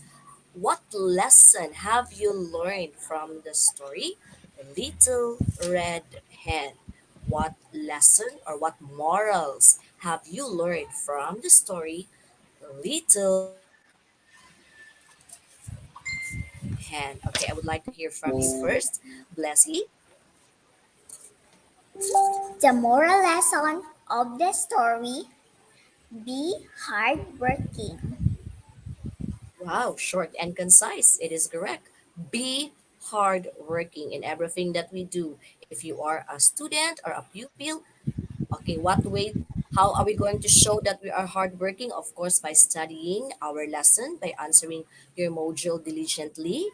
Okay, and from Sophia Hill, what you reap is what you sow. Correct. True. I would like to see another answer. Don't be lazy and be hardworking from Travis Selmar Gopio. Thank you so much for your nice answer from Arya Nicole Dades.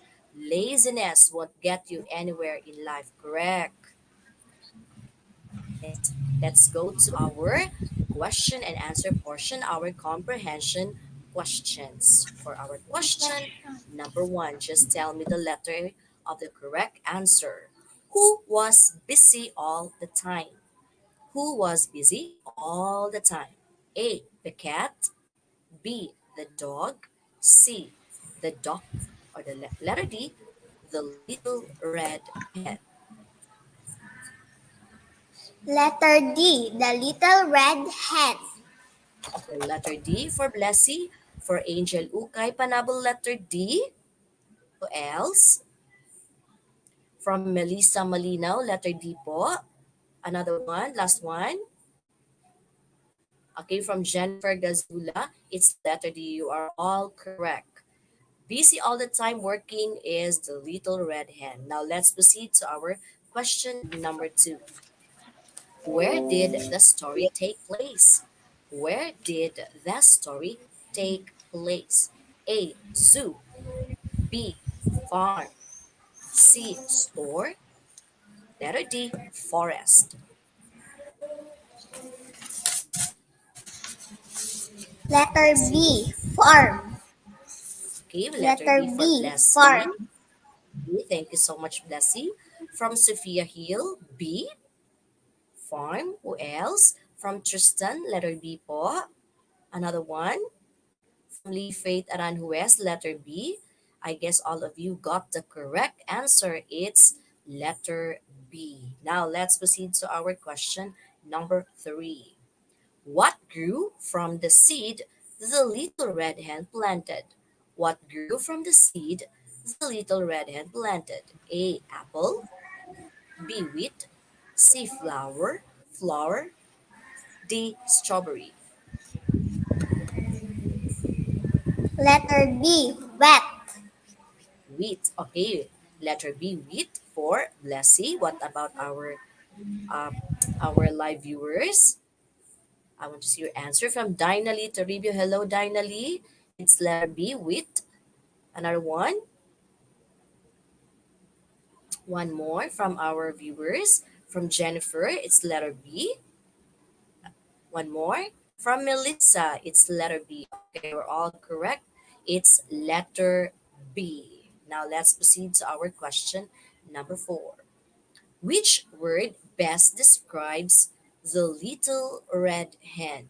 Which word best describes the little red hen? A. Lazy. B. Noisy. C. Sleepy. Or letter D. Hard working. Letter D, hardworking. Okay, letter D for from Blessy. Okay, one more from our viewers. Angel, it's letter D. Another one from Sophia again, it's letter D. Last one for number 4, Alisa Kate, letter D. Okay, all of you got the correct answer. It's letter D. The little red hen is indeed hard working. Last question, question number 5. How does the little red hen probably feel at the end of the story? How does the little red hen probably feel at the end of the story? A. Sad.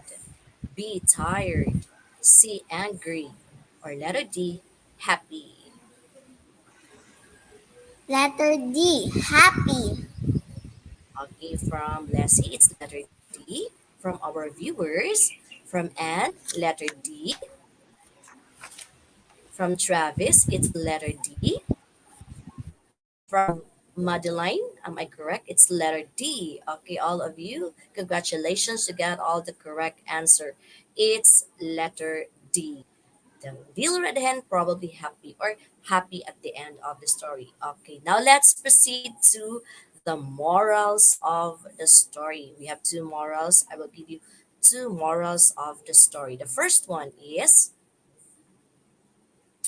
okay, work hard. That's short. Work hard. The hen wasn't afraid of hard work, even if nobody else on the farm would help her. She knew that her labor would pay off in the end and didn't hesitate to get busy. Kids also can learn how important it is to work hard if they want to succeed.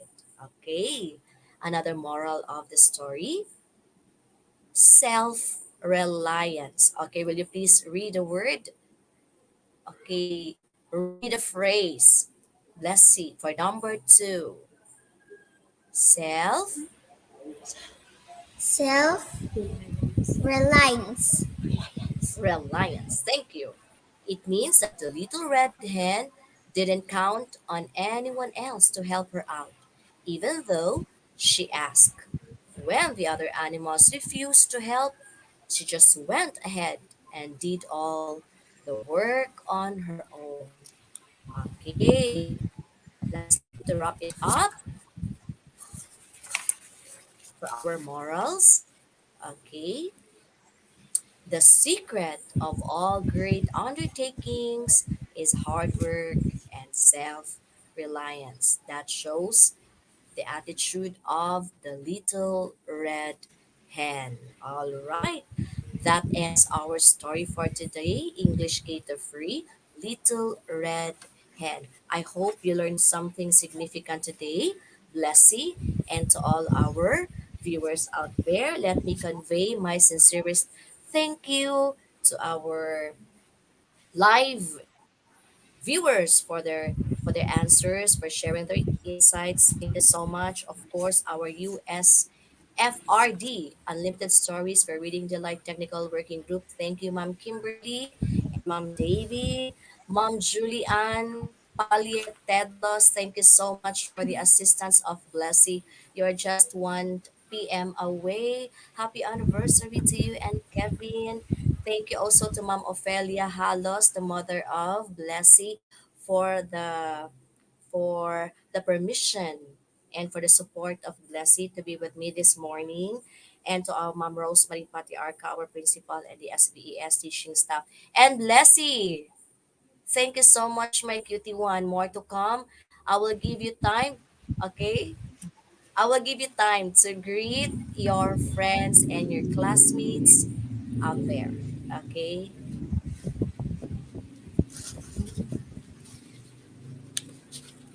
To go.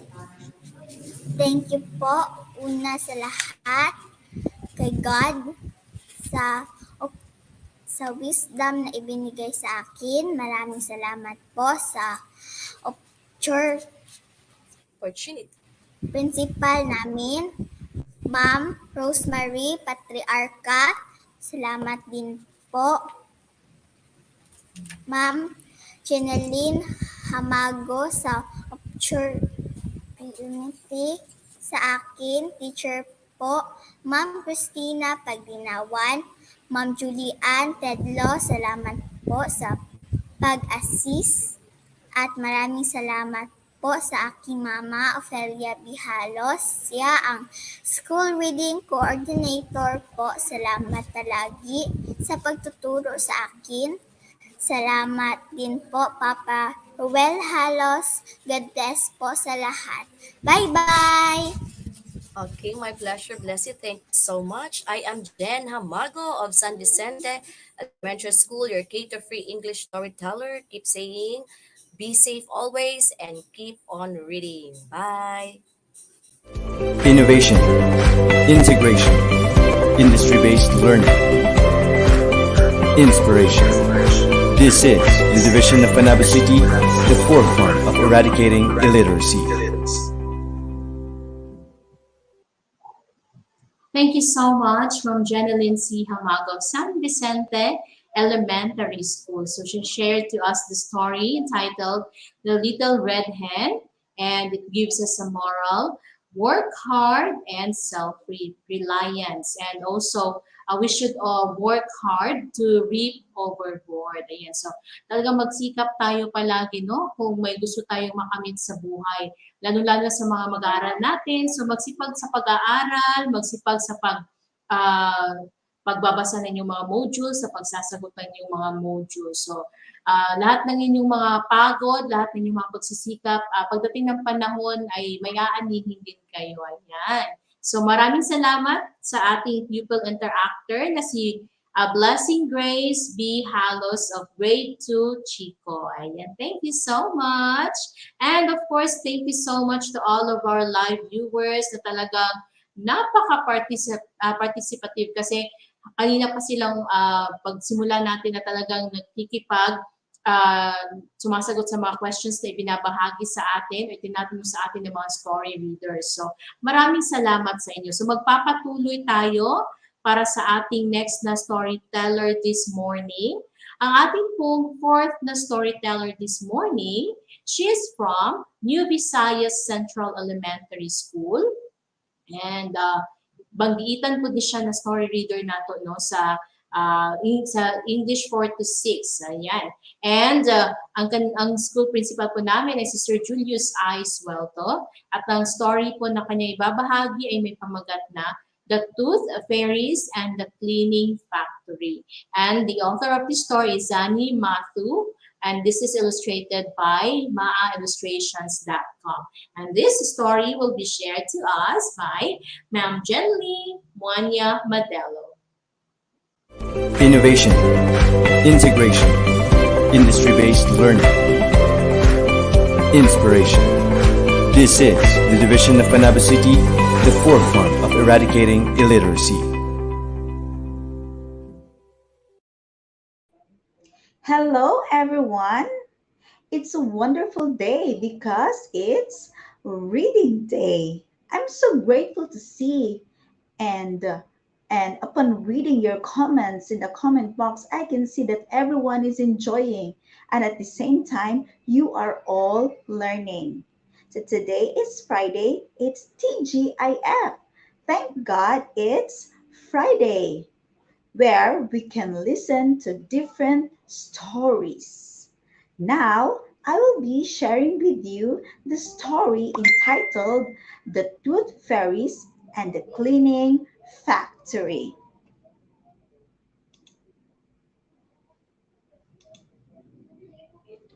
And of course, I have with me my pupil interactor, my beautiful pupil interactor. All right, so Clea, will you introduce yourself to everyone first? Good morning, everyone. My name is Clea Grace Amlanta Balanza, grade 6 Lakandula from New Visayas Central Elementary School. Wow, all right. So she is Clea. She's pretty, isn't it? Okay, and at the same time, she's also smart.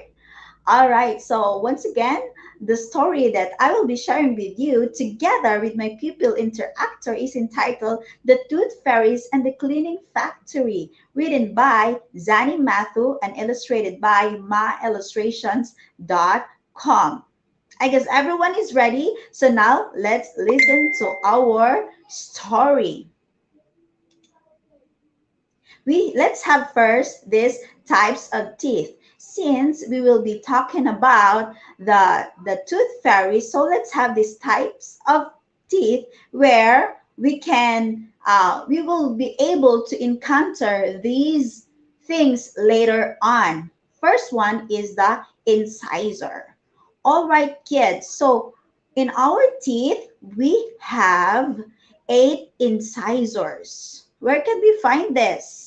The eight incisors are itong four teeth on top, and then four teeth on the bottom. So we have 8 incisors. All right. Next is canine. Next type of teeth is canine. We have one, two, three, four. We have four canine, and we can find this here in Visaya. That is bangkil. All right, we call that one canine. We have four canine. Next is premolar. Next to canine is the premolar. One, two, three, four, five, six, seven, eight. We have 8 premolar, four on top and four on the bottom. Then lastly are the molars. We have 12 molars, kids. 6 on top and 6 on the bottom. So that's the types of teeth that we have. So now let's begin with our story. Deep in the New Forest, where no big people ever went there, was a little tiny magical village called the Arden Gardens. Here, 3 little tooth fairies named Incisor, Canine, and Molar were busy at work in their factory. The 3 tooth fairies were all named after types of teeth, the one that I discussed to you a while ago.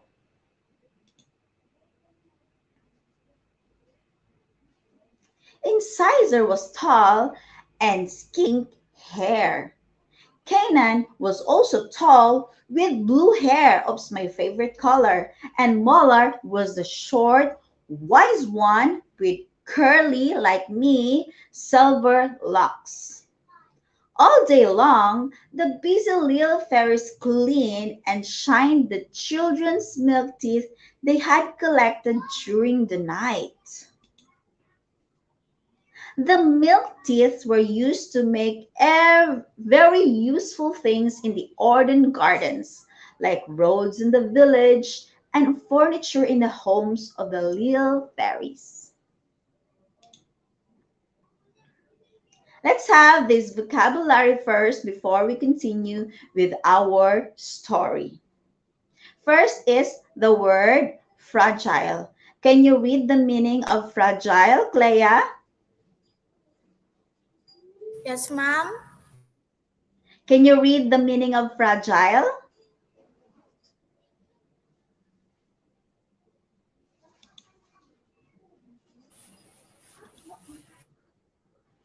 Can you see it? I think Clea. Fragile. Yes, yes. Fragile.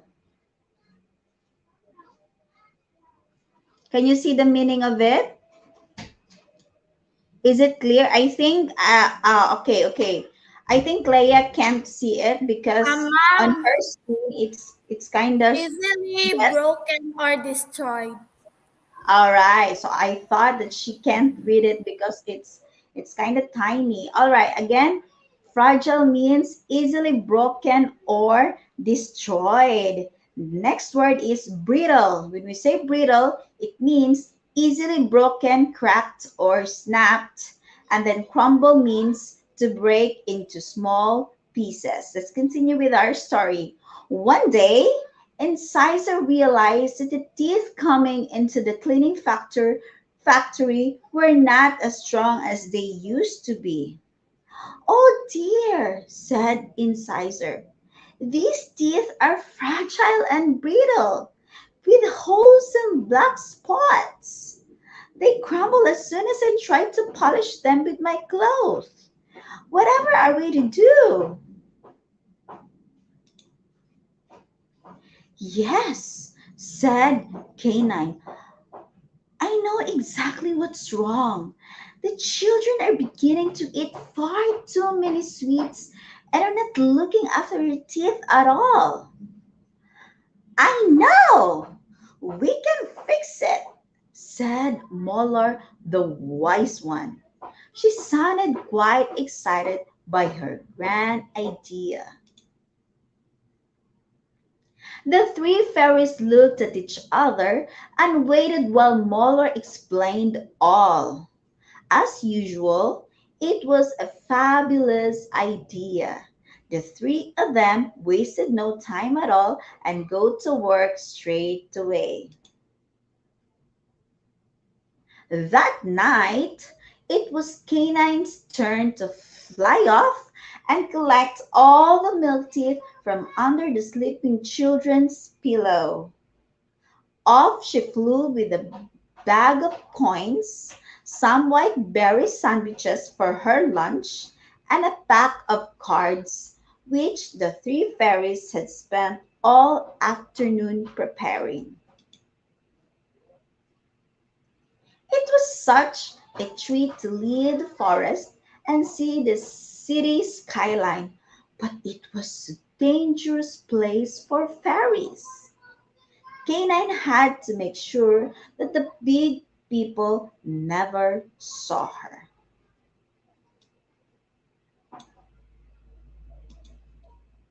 She flew through the starry sky and saw the wonderful city fast asleep. Her first stop was a young boy named Junior. Earlier in the night, Junior and his mom had placed his milk tooth under the pillow. Mommy tucked Junior into bed and told him all about the tooth fairy who would leave some money in the exchange of his tooth. Wow. She gave him a goodnight kiss and left him to fall asleep. Let's have vocabulary first. Ajar means slightly open. Second word, glide means to move smoothly, continuously, and effortlessly. And the third one, Clea, can you read the third word? Brace to get ready. Yes, brace means to get ready. Thank you so much, Clea. Let's continue with our story. By the time Canaan arrived, Junior was fast asleep. She flew in through the top window that was ajar and glided quickly down to Junior's pillow. She perched beside him and braced herself in preparation for the task. Vocabulary words first. Wedge means to force or press something into a narrow space. Again, when we say wedge, it means to force or press something into a narrow space. Then toast means to throw with a quick, light, or careless motion. Heavy! She lifted the pillow and wedged herself between the pillow and the bed. She quickly grabbed the tooth and tossed it over to her backpack. She placed 2 coins and the very special card in exchange under the pillow and flew off into the night sky to find more milk teeth. Rummage means to discover by searching. Again, rummage means to discover by searching. In the morning, as soon as Junior woke up, he rummaged under the pillow to see if the tooth fairy had left any money for him. He was thrilled to find the coins, but looked blankly at the card he found in his hand. Mommy didn't mention anything about a card, he wondered. He read the card out aloud. The Tooth Fairy's Guide to Healthy Teeth. 1. Eat healthy. 2. Cut down on sugary sweets and drinks. 3. Brush your teeth twice a day. 4. Use a fluoride toothpaste. 5. Visit the dentist regularly. Back in the village of Arden Gardens, the fairies were very happy about the new information card they were giving to the children. Soon enough, the milk teeth coming into the factory were strong and healthy again. So that's the end of our story, kids.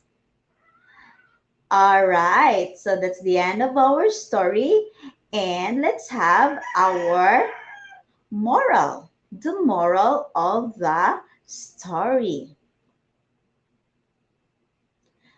Take care of your teeth and keep them for life. So, the story reminds us today that we should take care of our teeth. And let us all remember the Tooth Fairy's Guide to healthy teeth. Clea, can you read the 5 Fairy's Guide to Healthy Teeth? Number 1, eat healthy. Number 2, cut down on sugary sweets and drinks. Number 3, brush your teeth twice a day. Number 4, use of fluoride toothpaste. Number 5, visit the dentist regularly. Thank you so much, Clea. So let's all remember these 5 guides from the Tooth Fairy. All right, so let's have now our question and answer portion. Now it's time for you kids to participate and to continue participate with us by typing your answer on the comment box. I have here Ariel Luis Inigo. Before we read our questions, she is sharing her learning from our story. She said, always brush your teeth. Yes, thank you so much, Lois. All right, so now the first question is, which of the following is not a tooth fairy in the story? Which of the following is not a tooth fairy in the story? Letter A, incisor, B, angel, C, molar, C, canine. Letter B. Okay, your answer, Clea, is letter B. And we have also from our viewers from Paul RV. Okay, yes, letter B. From Ima Mundano, letter B. And from Jazz Kill Atienzar, letter B. And the correct answer is letter B. Very good. You got it right. Second question. Let's read the second question. All right. Clea, will you please read the second question? Why were the teeth collected becoming more fragile and bright?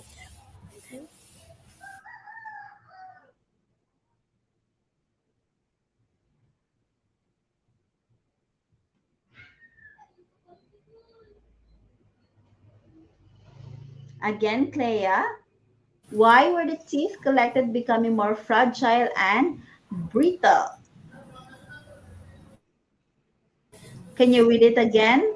Clea, I can't hear you. Why were the teeth collected becoming more fragile and brittle? Okay, A. why were the teeth collected becoming more fragile and brittle? Letter A, the tooth fairies were too strong. Letter B, the cloth was old. Letter C, the children were eating too many sweets and did not look after their teeth at all. Letter D, the children were brushing their teeth too much. Let's ask first our viewers from Travis. His answer is letter C. From Landong Kadungog, letter C. And from Adrian, letter C. And from you, Clea, what is your answer? Letter C. Can you read your answer? The children were eating too many sweets and did not look after their teeth at all. Yes, that's why their teeth became fragile and brittle. Third question. What was not under Junior's pillow? What was not under Junior's pillow? A, coins, B, a card, C, his milk tooth, D, his sock. Let's ask first our viewers if what's their answer for the third question. What was not under Junior's pillow? A, B, C, or D? From Travis again, letter D. From Feby, letter D. From Landong or Clizel, letter D. And from you, Clea, what is your answer? Letter D, his sock.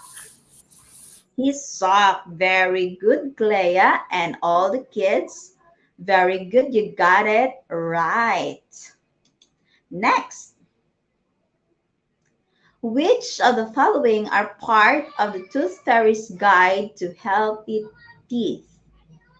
Which of the following are part of the Tooth Fairy's Guide to Healthy Teeth?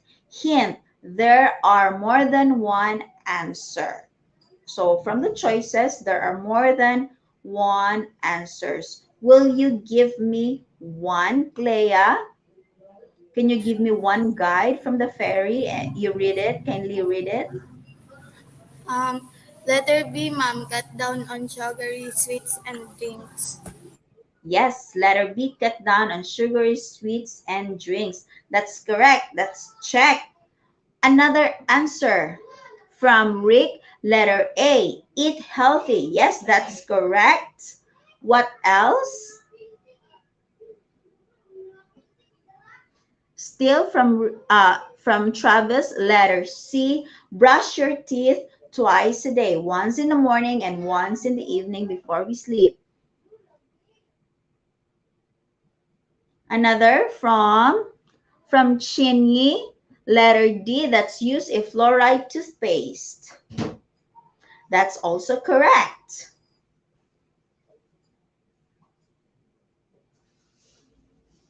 Is there more?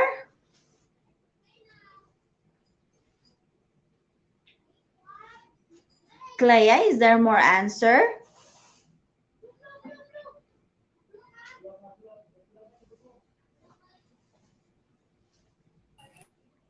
Yes? Letter E, visit the dentist regularly. Yes, letter E, visit the dentist regularly. So all the choices are the correct answer. Very good. Last question. It's an open-ended question. Do you like eating sweets? Why? So I would like to ask from our viewers, do you like eating sweets, kids? You like chocolates, candies, what else? Cake, ice cream, anything that is sweet. Do you like eating them? Why? I want to hear from you.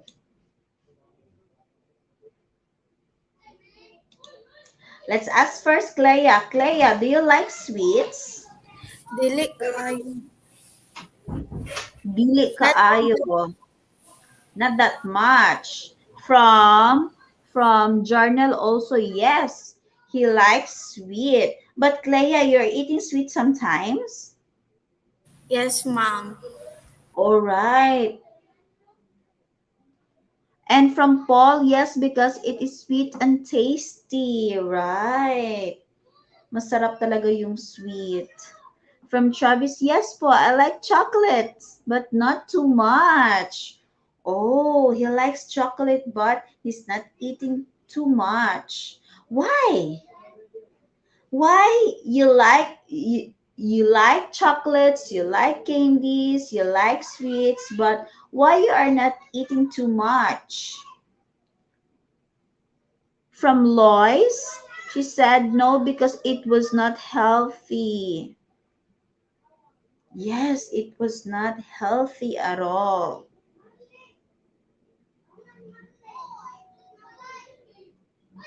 What else? Why? Why yes and why no? Why you like sweets and why you don't like? To avoid tooth decay. Decay. Tooth decay, yes.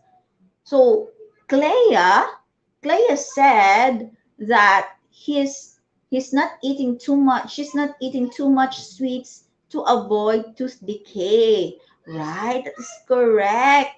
That is right. Very good. Thank you so much, Clea. And from Journal, eating too much sweet is unhealthy. It is all because eating too much sweets is unhealthy. Thank you so much, kids, for participating. Another from Travis, because Mama told me eating too much chocolate can damage my teeth. Yes. Sometimes, of course, we can't deny sometimes we're eating sweets, right? Chocolates. But in the story, we are reminded that we should not eat too much because it's not good for our teeth. All right. Thank you so much, kids, for participating and for your answer, Clea. Thank you so much. So that's the end of our story. So before we end, let's read all together the Tooth Fairy's Guide to Healthy Teeth. I want you to read at home. Everyone, let's all read. Number 1, eat healthy. Number 2, cut down on sugary sweets and drinks. Number 3, brush your teeth twice a day. Number 4, use a fluoride toothpaste. And number 5, visit the dentist regularly. So that's the end of our story. Thank you so much, everyone, for participating. And before we say goodbye, Clea, would you like to greet your friends or your family? Yes, ma'am. Okay, say your greetings now. Shout out to my friends Julian, Antonia, and Shara, my family. All right, so that's it. Thank you so much. Shout out daw sa mga friends ni Clea and to her family. So that's the end. Thank you so much once again. See you again the next time. God bless everyone. Goodbye. Innovation, integration, industry-based learning, inspiration. This is the division of Panabo City, the forefront of eradicating illiteracy. Thank you so much, Ma'am Jenly Wanya Patelo. So she shared to us a story entitled The Tooth Fairies and the Cleaning Factory. And we've learned that we have to take care of our teeth and keep them for life. And that's true, kids. And also, a better dental care will help you also on how to maintain your teeth for life. And that's very important that we should follow those important tips that the tooth fairy told us. That we should always brush our teeth, eat healthy, cut down those sugary and sweet drinks, and also use a fluoride toothpaste and visit the dentist regularly. So that's very important to avoid those times that we encounter toothache. That's not good. Okay, I'm sure all of the kids doesn't want their tooth that kind of situation that you encounter toothache. So it's better that we follow those tips that the tooth fairy told us. So this is a very nice story. And thank you so much, Ma'am Jenny Monya Madalo. And of course, to her pupil interactor, Clea Grace Tabalanza of New Visayas Central Elementary School. Thank you so much also to your parents for giving you the opportunity or for allowing you to be part of this program. Thank you so much. And this time, let's have our next storyteller this morning. This is for junior high school English. I'm sure that all of the junior high school are excited right now to listen to her story. And our next story reader is from Panabo City National High School. And their school principal is Mamemia B. Fiesto, principal for, and their school reading program is Project Athena. So the story that she will share to us this morning is entitled Josephine Baker. And this is written by Maria Isabel Sanchez Vigara and illustrated by Agathe Sorlet. And this will be shared to us by Ma'am Aya Marie G. Cadorna. Take it away, ma'am. Innovation, integration, industry-based learning, inspiration. This is the division of Panabo City, the forefront of eradicating illiteracy. Yes, thank you so much, Ma'am Davy. Good morning, everyone. This is Teacher Aya from Panabo City National High School. Well then, at this moment, let us have a spelling activity. Have your paper and pen ready. Let us begin with word number 1. Our word number 1 is a noun, which means the combination of characteristics or qualities that form an individual's distinctive character. Word number 1, kindly spell personality. Word number 1, personality. Okay, and so the correct spelling for personality, we have Personality. Personality. Thank you so much for your answers. Now let's move on to word number two. Word number two is noun, which means a high profile and extremely successful performer or athlete. Word number two, kindly spell the word superstar. Word number two, superstar. Mm-hmm. And so the correct spelling for superstar is we have Superstar. Superstar. Okay, thank you so much, Travis Gopio. Thank you so much, dear. So that's the correct spelling for superstar. Word number three is a noun, which means a woman. A woman admired or idealized for her courage, outstanding achievements, or noble qualities. Word number three, heroine. Okay, the female version of of a hero, heroine.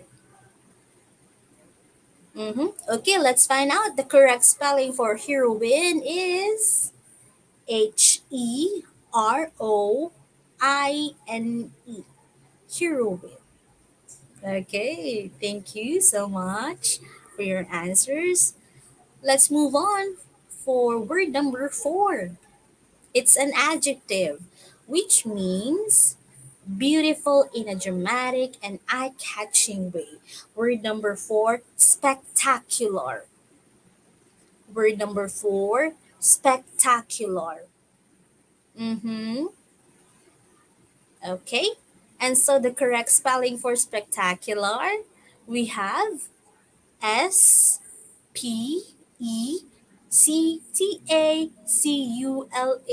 Thank you so much again, Travis. That's the correct spelling for spectacular. Very good. And our last word is an adjective, which means extremely impressive, beautiful, or skillful. Word number five, dazzling. Dazzling. Let's find out. The correct spelling for dazzling is Dazzling. Dazzling. All right, so what's your score? How do you find our spelling activity today? Thank you so much. Well, then, let me tell you a story of Josephine Baker. This is the incredible story of a girl from St. Louis named Josephine. Some would say she was born with nothing, but she had two legs made for dancing, a dazzling smile, and a free spirit, and she was going to use them. When Josephine was a little girl, white people seemed to live in another world. They made all the rules, and these rules were very different if your skin color was black. But Josephine danced her way out of St. Louis and became a street artist, then a theater performer. When Josephine moved, her legs were elastic fantastic. Josephine traveled to New York and became the last dancer on the end of the chorus line, but somehow everybody noticed her. Her movements were silly and stylish at the same time. Josephine knew that she had gone as far as a black woman could go in America at that time. So when she was offered a job in a new show in Paris, she jumped at the chance and sailed to Europe. Just imagine how Josephine felt arriving in France. Here, black and white people lived alongside each other. But for the first time in her life, Josephine felt free. Josephine became a star overnight. The shimmy, the moosh, the mess around, the Charleston, all her movements were exciting. People had never seen anything like it before. First Paris, and then all of Europe. Her fame grew, and so did her pet collection. She shared her life with cats, dogs, fish, birds, a pig, a goat, and even a baby cheetah. Her heart was big and full of love to give. Josephine began singing and filming movies. She was the first black woman to ever star in a film. Her dazzling personality made her a total superstar.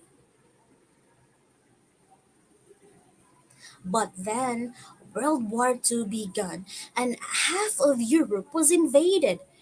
Josephine knew she had to do something. She became a spy and smuggled secret reports in her music sheets. She was a heroine of the French resistance. When the war ended, Josephine adopted 12 children from the four corners of the globe. She believed people of all colors could live together in harmony and wanted to prove it to everyone. But times were changing in America, and Josephine returned home. She traveled to Washington and marched for civil rights along with thousands of other people. A man named Dr. Martin Luther King Jr. marched with her. And when she celebrated her 50-year career on stage, the world gave her a standing ovation. It was a long way from St. Louis for little Josephine, but she had made it in her own spectacular way. How do you find the story? I hope you like it. And that was all about Josephine Baker. Now, I have prepared some questions for you. Hope you could answer and give me the correct one. Thank you so much. Let us start with question number one.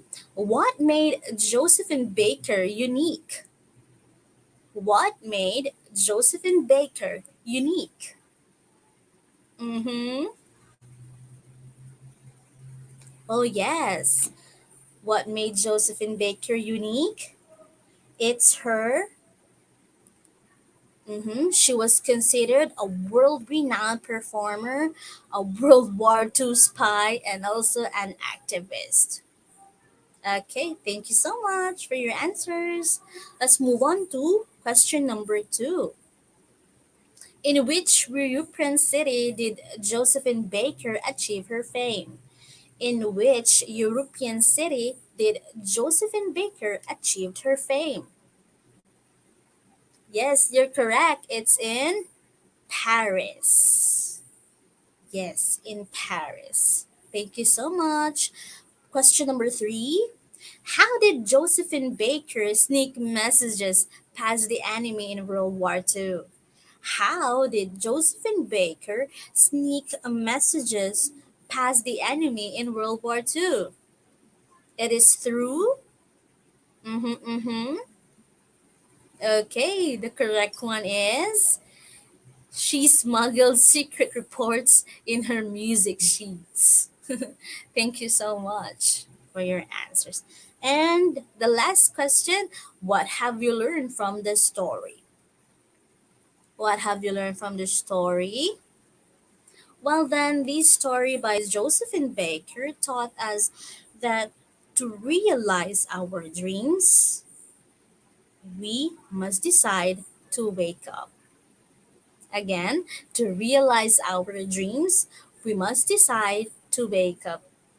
How about you? What have you learned from today's story of Josephine Baker?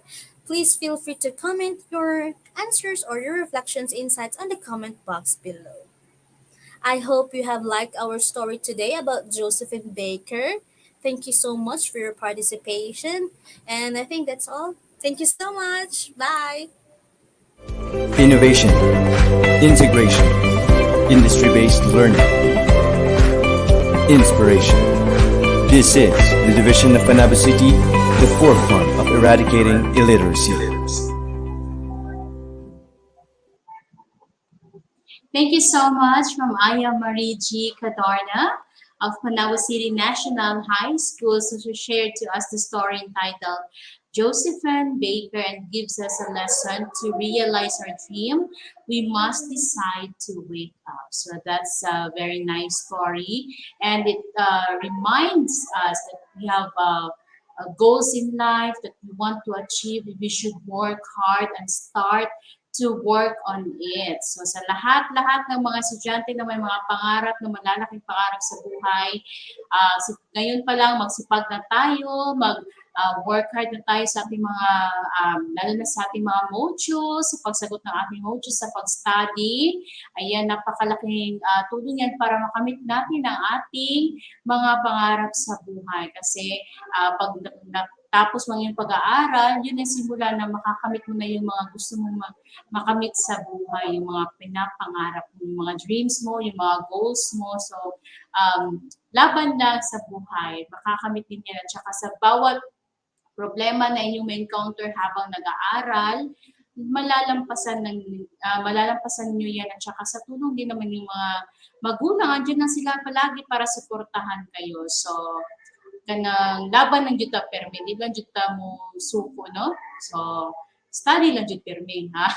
Di ba? So, daghang salamat sa ating story reader, Ma'am Aya Marie G. Cadorna. And, of course, dili na nato dugayon ang atong last na story reader this morning na mag-share sa iyang story. Kay nagpanikad na gid ni siya, no?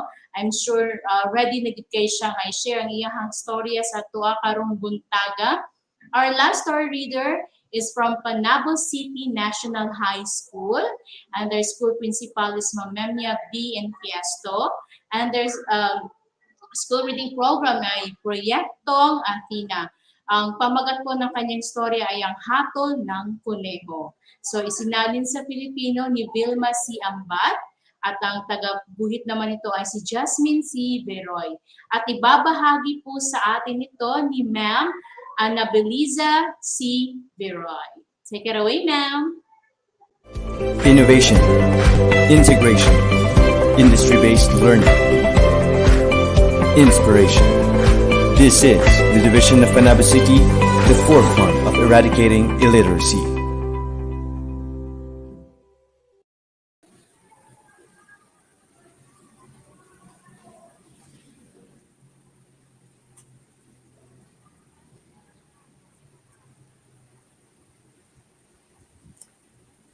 Magandang araw!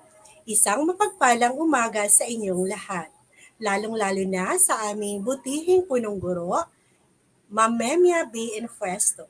Ako si Annabeliza Veroy, ang inyong kwentesta sa oras na ito, mula sa Panabo City National High School. Ang pamagat ng kwentong ating babasahin ngayon ay ang Hatol ng Kuneho, salin sa Filipino ni Vilma C. Ambat. Narito ang ating mga layunin. Una, natutukoy ang mahahalagang pangyayari sa kwento. Ikalawa, nakapagbibigay ng sariling refleksyon sa mensahe ng kwento.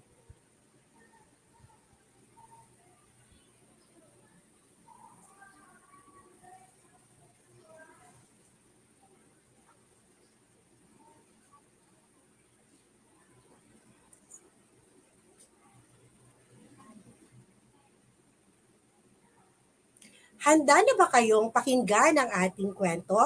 Halina't ating simulan. Noong unang panahon, nang ang mga hayop ay nakapagsasalita pa, may isang tigreng naghahanap ng pagkain sa gubat. Sa kanyang paglilibot, nahulog siya sa napakalalim na hukay. Paulit-ulit na sinubukan ng tigre ang makaahon, subalit siya ay nabigo. Sumigaw siya ng sumigaw upang humingi ng tulong, subalit walang nakarinig sa kanya. Kinabukasan, Muling sumigaw ang tigre upang humingi ng tulong hanggang mapaos. Gutom at hapong-hapo na ang tigre. Lumapasay na lamang siya sa lupa. Naisip niyang ito na ang kanyang kamatayan. Walang ano-ano ay nakarinig siya ng yabag. Nabuhayan siya ng loob at agad tumayo. Tulong! Tulong! Muli niyang isinigaw. Isang tigre, sabi ng lalaki habang nakadungaw sa hukay. Pakiusap, tulungan mo akong makalabas dito. Pagmamakaawa ng tigre. Kung tulungan mo ako, hindi kita makalilimutan habang buhay. Naawa ang lalaki sa tigre, subalit naisip niyang baka kainin siya nito. Gusto sana kitang tulungan, subalit nangangamba ako sa maaaring mangyari. Patawad, ipagpatuloy ko na ang aking paglalakbay, wika ng lalaki at nagpatuloy sa paglalakad. Sandali, huwag mong isipin yan, pakiusap ng tigre. Huwag kang mag-alala, pangako ko, hindi kita sasaktan.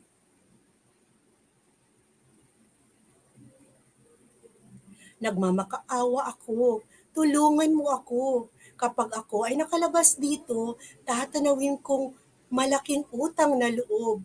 Tila labis na nakakaawa ang tinig ng tigre, kaya bumalik ang lalaki upang tulungan ito. Nakahanap siya ng troso at dahan-dahan niyang ibinaba sa hukay. Gumapang ka rito, sabi ng lalaki. Gumapang ang tigre sa troso hanggang makaahon sa hukay. Nakita ng tigre ang lalaking tumulong sa kanya. Naglaway ang tigre at naglakad paliko sa lalaki. Sandali! Hindi ba nangako ka sa akin na hindi mo ako sasaktan? Ito ba ang paraan mo ng pagpapasalamat at pagtanaw ng utang na loob? Sumbat ng lalaki sa tigre. Wala na akong pakialam sa pangakong iyan dahil nagugutom ako. Hindi ako kumain ng ilang araw, tugon ng tigre. Sandali, ang pakiusap ng lalaki. Tanungin natin ang puno ng pino kung tama bang kainin mo ako. Sige, wika ng tigre. Pero pagkatapos natin siyang tanungin, kakainin na kita. Gutom na ako. Ipinaliwanag ng tigre at ng lalaki sa puno ng pino ang nangyari. Anong alam ng tao sa pagtanaw ng utang na loob? Tanong ng puno ng pino. Bakit ang mga dahon at sanga namin ang kinukuha ninyo upang mapainit ang inyong mga tahanan at maluto ang inyong mga pagkain? Mga taon ang binilang namin upang lumaki. Kapag kami malaki na, pinuputol ninyo. Ginagamit ninyo kami sa pagpapatayo ng inyong mga bahay at pagpapagawa ng inyong mga kasangkapan. At isa pa, tao rin ang humukay ng butas na iyan. Utang na loob, huwag ka nang magdadalawang isip, tigre. Sige, pawiin mo ang iyong gutom. Anong masasabi mo doon? Tanong ng tigre habang nananakam at ninungusuan ang lalaki. Sa mga sandaling iyon ay dumaan ang isang baka. Hintay! Pakiusap ng lalaki. Tanungin natin ang baka sa kanyang hatol. Sumang-ayon ang tigre at ipinaliwanag nila sa baka ang nangyari. Hiniling ng dalawa ang opinyon ng baka.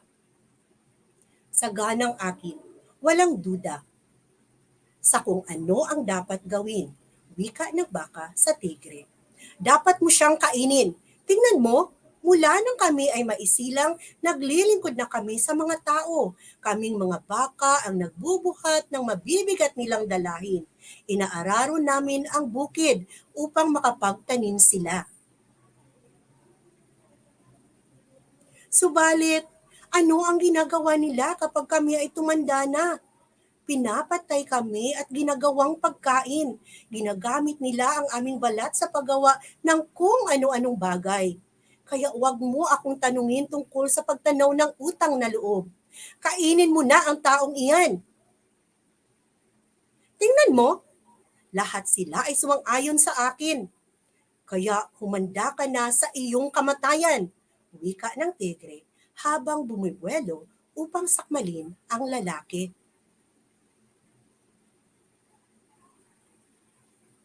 Alam na ng lalaki na ito na ang kanyang katapusan nang biglang dumating ang lumulok-suluksong kuneho. Sandali, tigre, sandali! Sigaw ng lalaki. Ano na naman? Singhal ng tigre. Pakiusap, bigyan mo pa ako ng huling pagkakataon. Tanungin natin ang kuneho para sa kanyang hatol kung dapat mo ba akong kainin. Walang kwenta. Alam mo ang sagot niya. Pareho lang sa sagot ng puno ng pino at ng baka. Pakiusap, parang awa mo na, pagsusumamo ng lalaki. O sige, pero huli na ito. Gutom na ako. Sagot ng tigre. Isinalaysay ng tigre at ng lalaki ang nangyari. Matamang nakinig ang kuneho. Ipinikit ang kanyang mga mata at pinagalaw ang kanyang mahahabang tainga. Pagkalipas ng ilang sandali, muli niyang idinilat ang kanyang mga mata.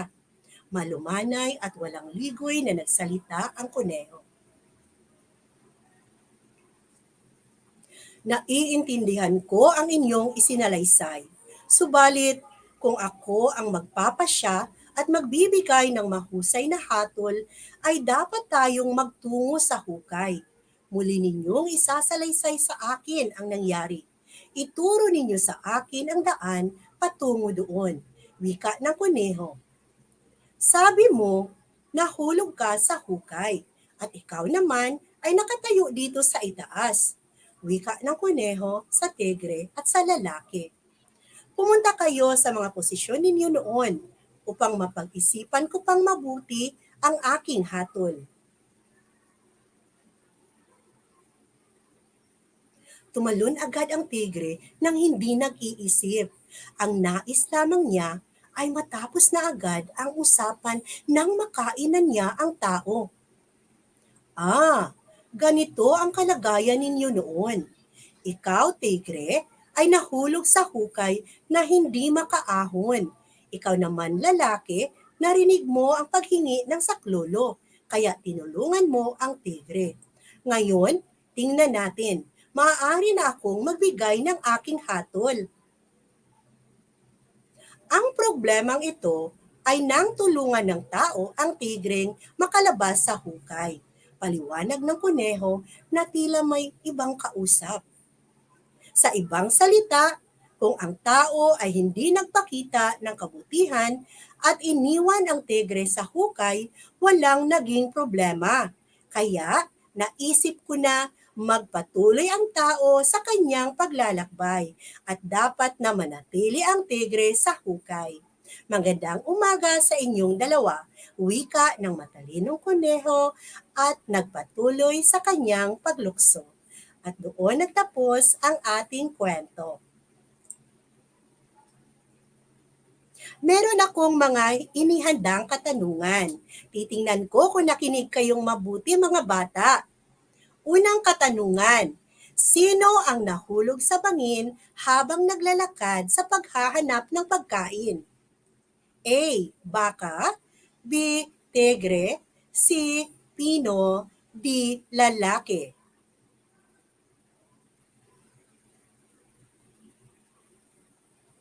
Tumpak! Ang tamang sagot ay titik B. Tigre. Ikalawang katanungan. Sino ang tumulong kay Tigre upang siya ay makaahon sa napakalalim na bangin? A. Baka, B. Pino, C. Lalaki, D. Kuneho. Ano ang tamang sagot? Okay, tama ang sagot ni Travis. Titik C. Ang tumulong sa Tigre ay ang lalaki. Ikatlong katanungan. Ano ang ipinangako ni Tigre sa lalaki kung siya ay tutulungang makaahon sa malalim na bangin?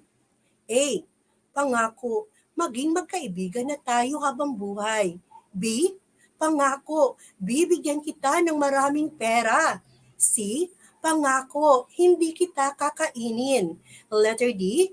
Pangako, hindi kita sasaktan at tatanawin ko itong malaking utang na loob habang buhay. Ano ang tamang sagot? Ang sagot ni Rivik Dane Kumiling ay titik D. Tama! Ang sagot ay titik D. Nangako si Tigre na hindi niya sasaktan ang lalaki at tatanawin niya itong malaking utang na loob habang buhay. Ikaapat na katanungan. Sino ang nagbigay ng matalino at huling hatol? A. Baka, B. Tigre, C. Pino, D. Conejo. Ano ang tamang sagot?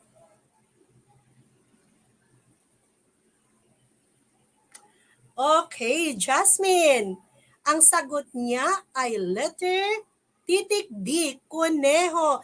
Tama, siya ang nagbigay ng matalino at huling hatol. Ikalimang katanungan. Ano ang naging hatol ni Conejo kay Tigre at sa lalaki? A. Ibinalik niya ang dalawa kung saan nagsimula ang problema. Nanatili si Tigre sa ilalim ng bangin at ang lalaki naman ay nagpatuloy sa paglalakbay. B. Kinain ni Tigre ang lalaki. C. Pinasalamatan ni Tigre ang lalaki. D. Naging matalik silang magkaibigan. Ano ang tamang sagot? Okay, tama na naman si Rivik. Talagang nakinig si Rivik sa ating kwento. Ang tamang sagot ay letter A. Ibinalik niya ang dalawa kung saan nagsimula ang problema. Nanatili si Tigre sa ilalim ng bangin at ang lalaki naman ay nagpatuloy sa paglalakbay. Maraming salamat at nakinig kayong mabuti. Okay. Naway, napulutan ninyo ng aral ang ating kwento. Narito ang mga aral sa pabula na ating binasa. Pag-isipang mabuti ng makailang beses bago gawin ang isang bagay. Huwag magpadalos-dalos o huwag magpadala sa galit o kaya'y magpalamon sa paghihiganting nadarama. Ikalawa, matutong tumanaw ng utang na loob lalong-lalo na sa mga taong laging nandyan para sa iyo. Ang ikatlo, laging magpasalamat, maliit man o malaki ang naitulong sa iyo ng isang tao. Naway, isabuhay ninyo ang mga aral na ating nakuha sa ating kwento. At doon nagtapos ang ating kwento sa oras na ito. Maraming salamat sa inyong pakikinig. Innovation, integration, industry-based learning, inspiration. This is the division of Panabo City, the forefront of eradicating illiteracy. Ayan, maraming salamat po Ma'am Ana Beliza C. Viroy of Panabo City National High School. So ibinahagi niya sa atin ang kwento na may pamagat na ang hatol ng kuneho at ito ay nagbigay po sa atin ng aral na matuto tayong tumanaw ng utang na loob, lalong-lalo na sa mga taong laging nandyan para sa atin at ugaliing magpasalamat kahit sa kaunting bagay. Huwag magpadalos-dalos sa mga gawain o gagawin, pag-isipang mabuti upang di magsisi sa huli. So, ang kwentong ito ay nagbibigay sa atin ng paalala na dapat bago tayo magbigay ng desisyon natin or bago natin gawin yung isang bagay, pag-isipan talaga muna nating mabuti. At saka matuto tayong tumanaw ng utang na loob sa mga taong nandyan, tumulong sa atin. So pagdating ng panahon, pwede din natin silang tulungan ulit. Kasi sabi nila, pag gumawa ka ng mabuti sa isang tao, babalik yan sa'yo. So, ganyan lang yan. At saka matuto tayong magpasalamat sa mga taong naging mabuti sa atin. Ayan. So, napakagandang istorya ang ating napakinggan ngayong araw nito. At yan po ang ating panghuling istorya na maririnig ngayong araw na ito at may maririnig pa tayong mga panibagong storya sa susunod na naman pong Biyernes. Ayan. So maraming salamat. Gusto ko lang magpasalamat sa lahat po ng ating story readers ngayong araw na ito na talagang nagbigay ng panahon para sa atin, para may bahagi sila sa atin ng mga kwento at saka mga aral. Ayan. So unang-una gusto kong pasalamatan ang ating first story reader kanina na si Ma'am Krisha May M. Flores of Southern Davao Elementary School at sa kanilang school principal na si Ma'am Rosel N. Pasaporte. Hello po. At sa lahat ng mga kaguruan sa Southern Davao Elementary School. Lalong-lalo na sa kanyang pupil interactor kanina na si Neil Angela P. Boloron of Southern Davao Elementary School. Grade 3 Venus at sa kanyang advisor na si Ma'am Annalie B. Apostol. Maraming salamat po. At sa ating pangalawang story reader kanina, sa Filipino Kinder to Grade 3, si Ma'am Mary Melanie A. Asilio, ayan, of Rizal Elementary School. At sa kanyang school principal na si Ma'am Ramilin F. Antalan. Maraming salamat po, ma'am.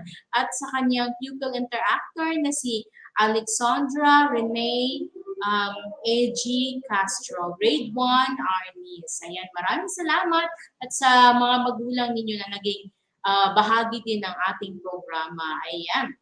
At sa ating pangatlong story reader kanina, na si Ma'am Jeneline C. Hamago of San Vicente Elementary School at sa kanilang school principal na si Ma'am Rosemary S. Patriarca at sa kanyang pupil interactor na si Blessing Grace B. Halos, Grade 2 Chico. Ayan, maraming salamat.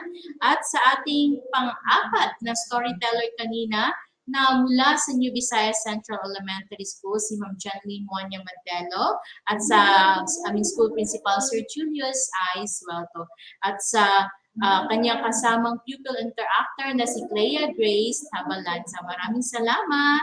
At sa ating pang-anim o pang-limang story reader kanina sa Junior High School English na si Ma'am Aya Marie G. Cadorna of Panabo City National High School.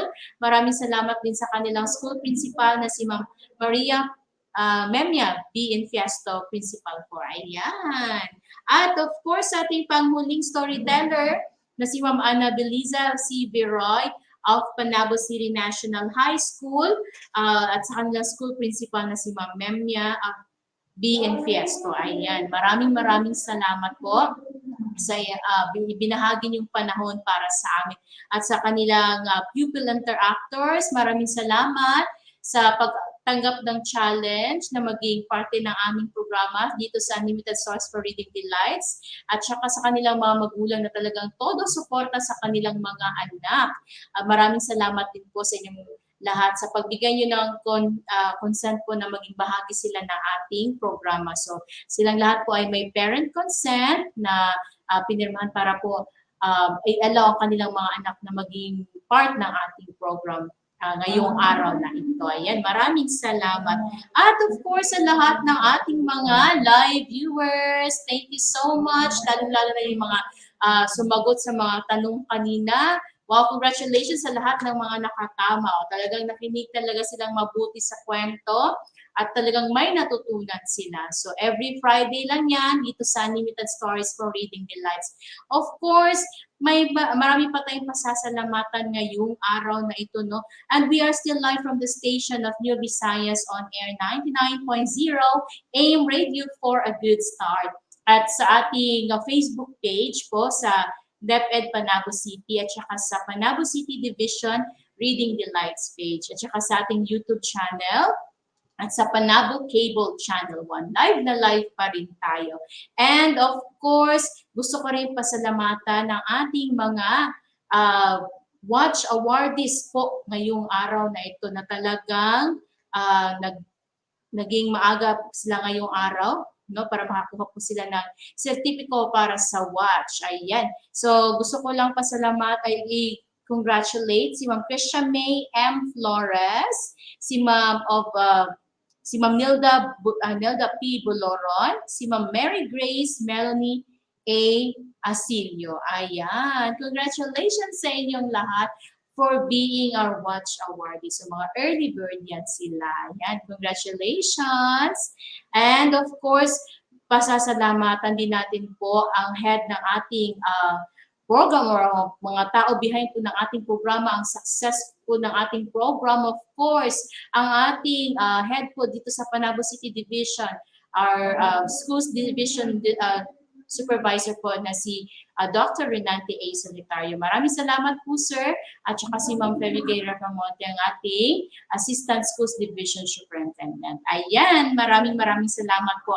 At maraming salamat din sa ating Education Program Supervisor sa English at ang ating Division Reading Coordinator na si Ma'am Maria Perpetua Angelitas Gualto at sa ating Education Program Supervisor sa Filipino na si Sir Peter Mijares at si Ma'am Johanna Aguilar po na ating Education Program Supervisor sa MTV. Maraming salamat po sa inyong lahat. Ang dami-dami pa natin pasasalamatan, lalo na ang ating CID Chief din na si Sir Januario Yamota at ang ating ex-CID Chief na si Ma'am Eileen Anyonnuevo. Thank you so much po sa inyong walang sawang suporta sa ating programa. Every Friday po yan, no? So, ang atong programa magpadayon jud ni siya kay kani siya dako jud kay ning tabang sa mga kabataan na mag-encourage sa ilahan na magbasa, labi na mga bagong istorya, no? Mga bagong istorya nga makutlo jud kag mga bagong lesson. So nice jud kay ni siya nga way jud para makatulong atong mga kabatanunan. So daghan jud kay salamat sa tanang education program supervisor, sa tanang school heads nga always nga naa din no para sa tuwa sa tanang reading coordinator, sa mga teachers diri lang sa Panabo City Division. Daghan jud kay salamat sa inyong tanan, labi na pag-encourage sa inyong mga estudyante nga mutanaw sa atong program every Friday sa Unlimited Stories for Reading Delights. Thank you so much mga ma'am and sir, at sa mga ginikanan nga always naadinat. So daghan jud kaayong salamat sa inyong tanan. Of course, dili na to kalimutan ng si Sir Jun Aguilo na always pud naa din sa tuwa, no? Daghan kay salamat sir sa imong makanunayong pagsuporta nining ang programa. And of course, I would like to say thank you to our barangay officials. There is Barangay New Visayas ang ato ang barangay captain na si Honorable Mark Edward Peñas. Hello sir, daghan kay sa imong suporta diri sa among eskwelahan. And I would like to say thank you sa among TWG diri sa Unlimited Stories for Reading Delights. Of course, thank you so much to Ma'am Kimberly W. Absin, to Ma'am Lenny A. Pausal, sa mga kaubanan sa TWG sa Unlimited Stories for Reading Delights, Ma'am Sheila Marie S. De Los Reyes, si Sir Rolando Beso, si Ma'am Aya Marie Chica Dorna. Yan, daghan kayong salamat. O sa tanan-tanan, so I will see you again next time na pud no sa next na pud nato nga episode sa Unlimited Stories for Reading Delights. So timan ilang kada Biyernes ni siya, so mark your calendars para dili mo maiwit no sa mga bagong storya, mga bagong leksyon ninyong matun-an matag Biyernes lamang. So kini ang Unlimited Stories for Reading Delights always ni siya every Friday. So I'm sure balik-balik ta kids, o ginta magsawa na magtanaw sa ato ang program every Friday. And once again, this is Teacher Davy Love Ramos Villarmino, and see you again next time for another episode na naman po sa Unlimited Stories for Reading Delights, and God bless everyone. Bye! Innovation, integration, industry-based learning, inspiration. This is the Division of Panabo City, the forefront of eradicating illiteracy.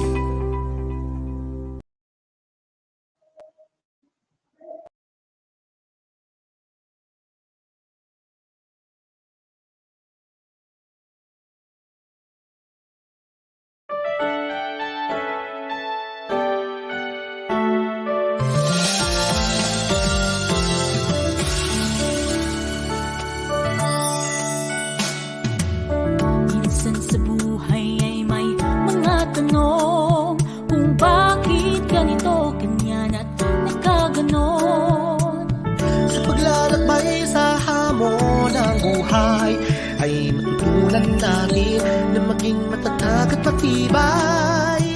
Sa kabila ng mga pinagdadaanan, patuloy sa pagbabahagi ng kaalaman, kaliwat kanan ng problema, ngunit kaagapay ang bawat isa. Makakayanan ko, makakayanan mo. Mga unos sa buhay ay malalagpasan to, basta't magtiwala. Tayo'y may pag-asa. Asahan mong kami ay gagabay sa'yo, liwanag ay abot sa anumang sulok ng mundo. Kami may tiwala, tunay na pinagpala.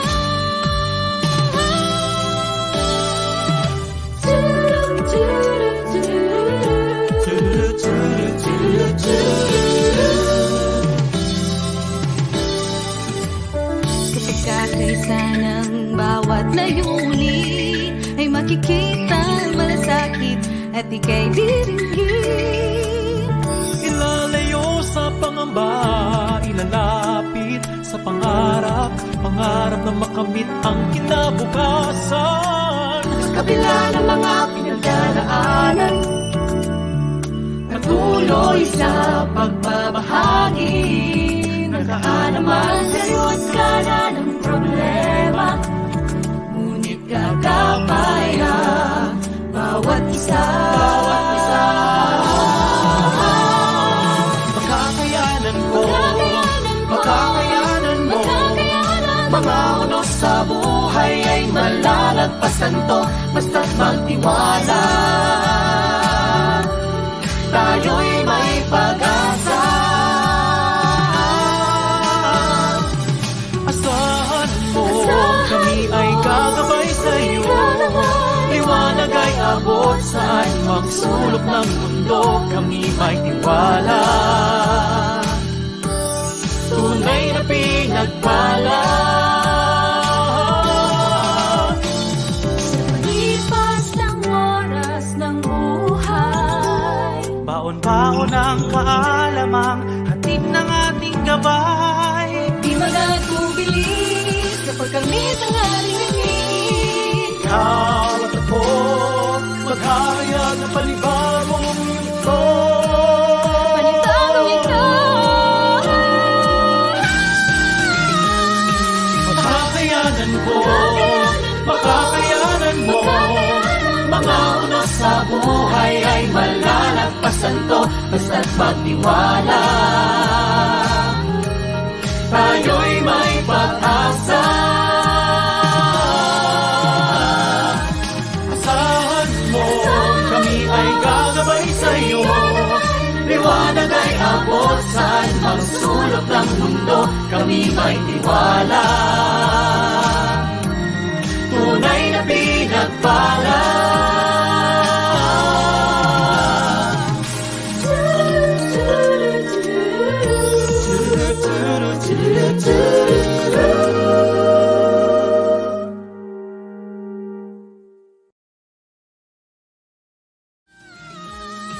Makakayanan ko, makakayanan mo. Mga unos sa buhay ay malalagpasan to, basta't magtiwala. Tayo'y may pag-asa. Asahan mo, kami ay gagabay sa'yo. Liwanag ay abot saan mang sulok ng mundo. Kami may tiwala, tunay na pinagpala.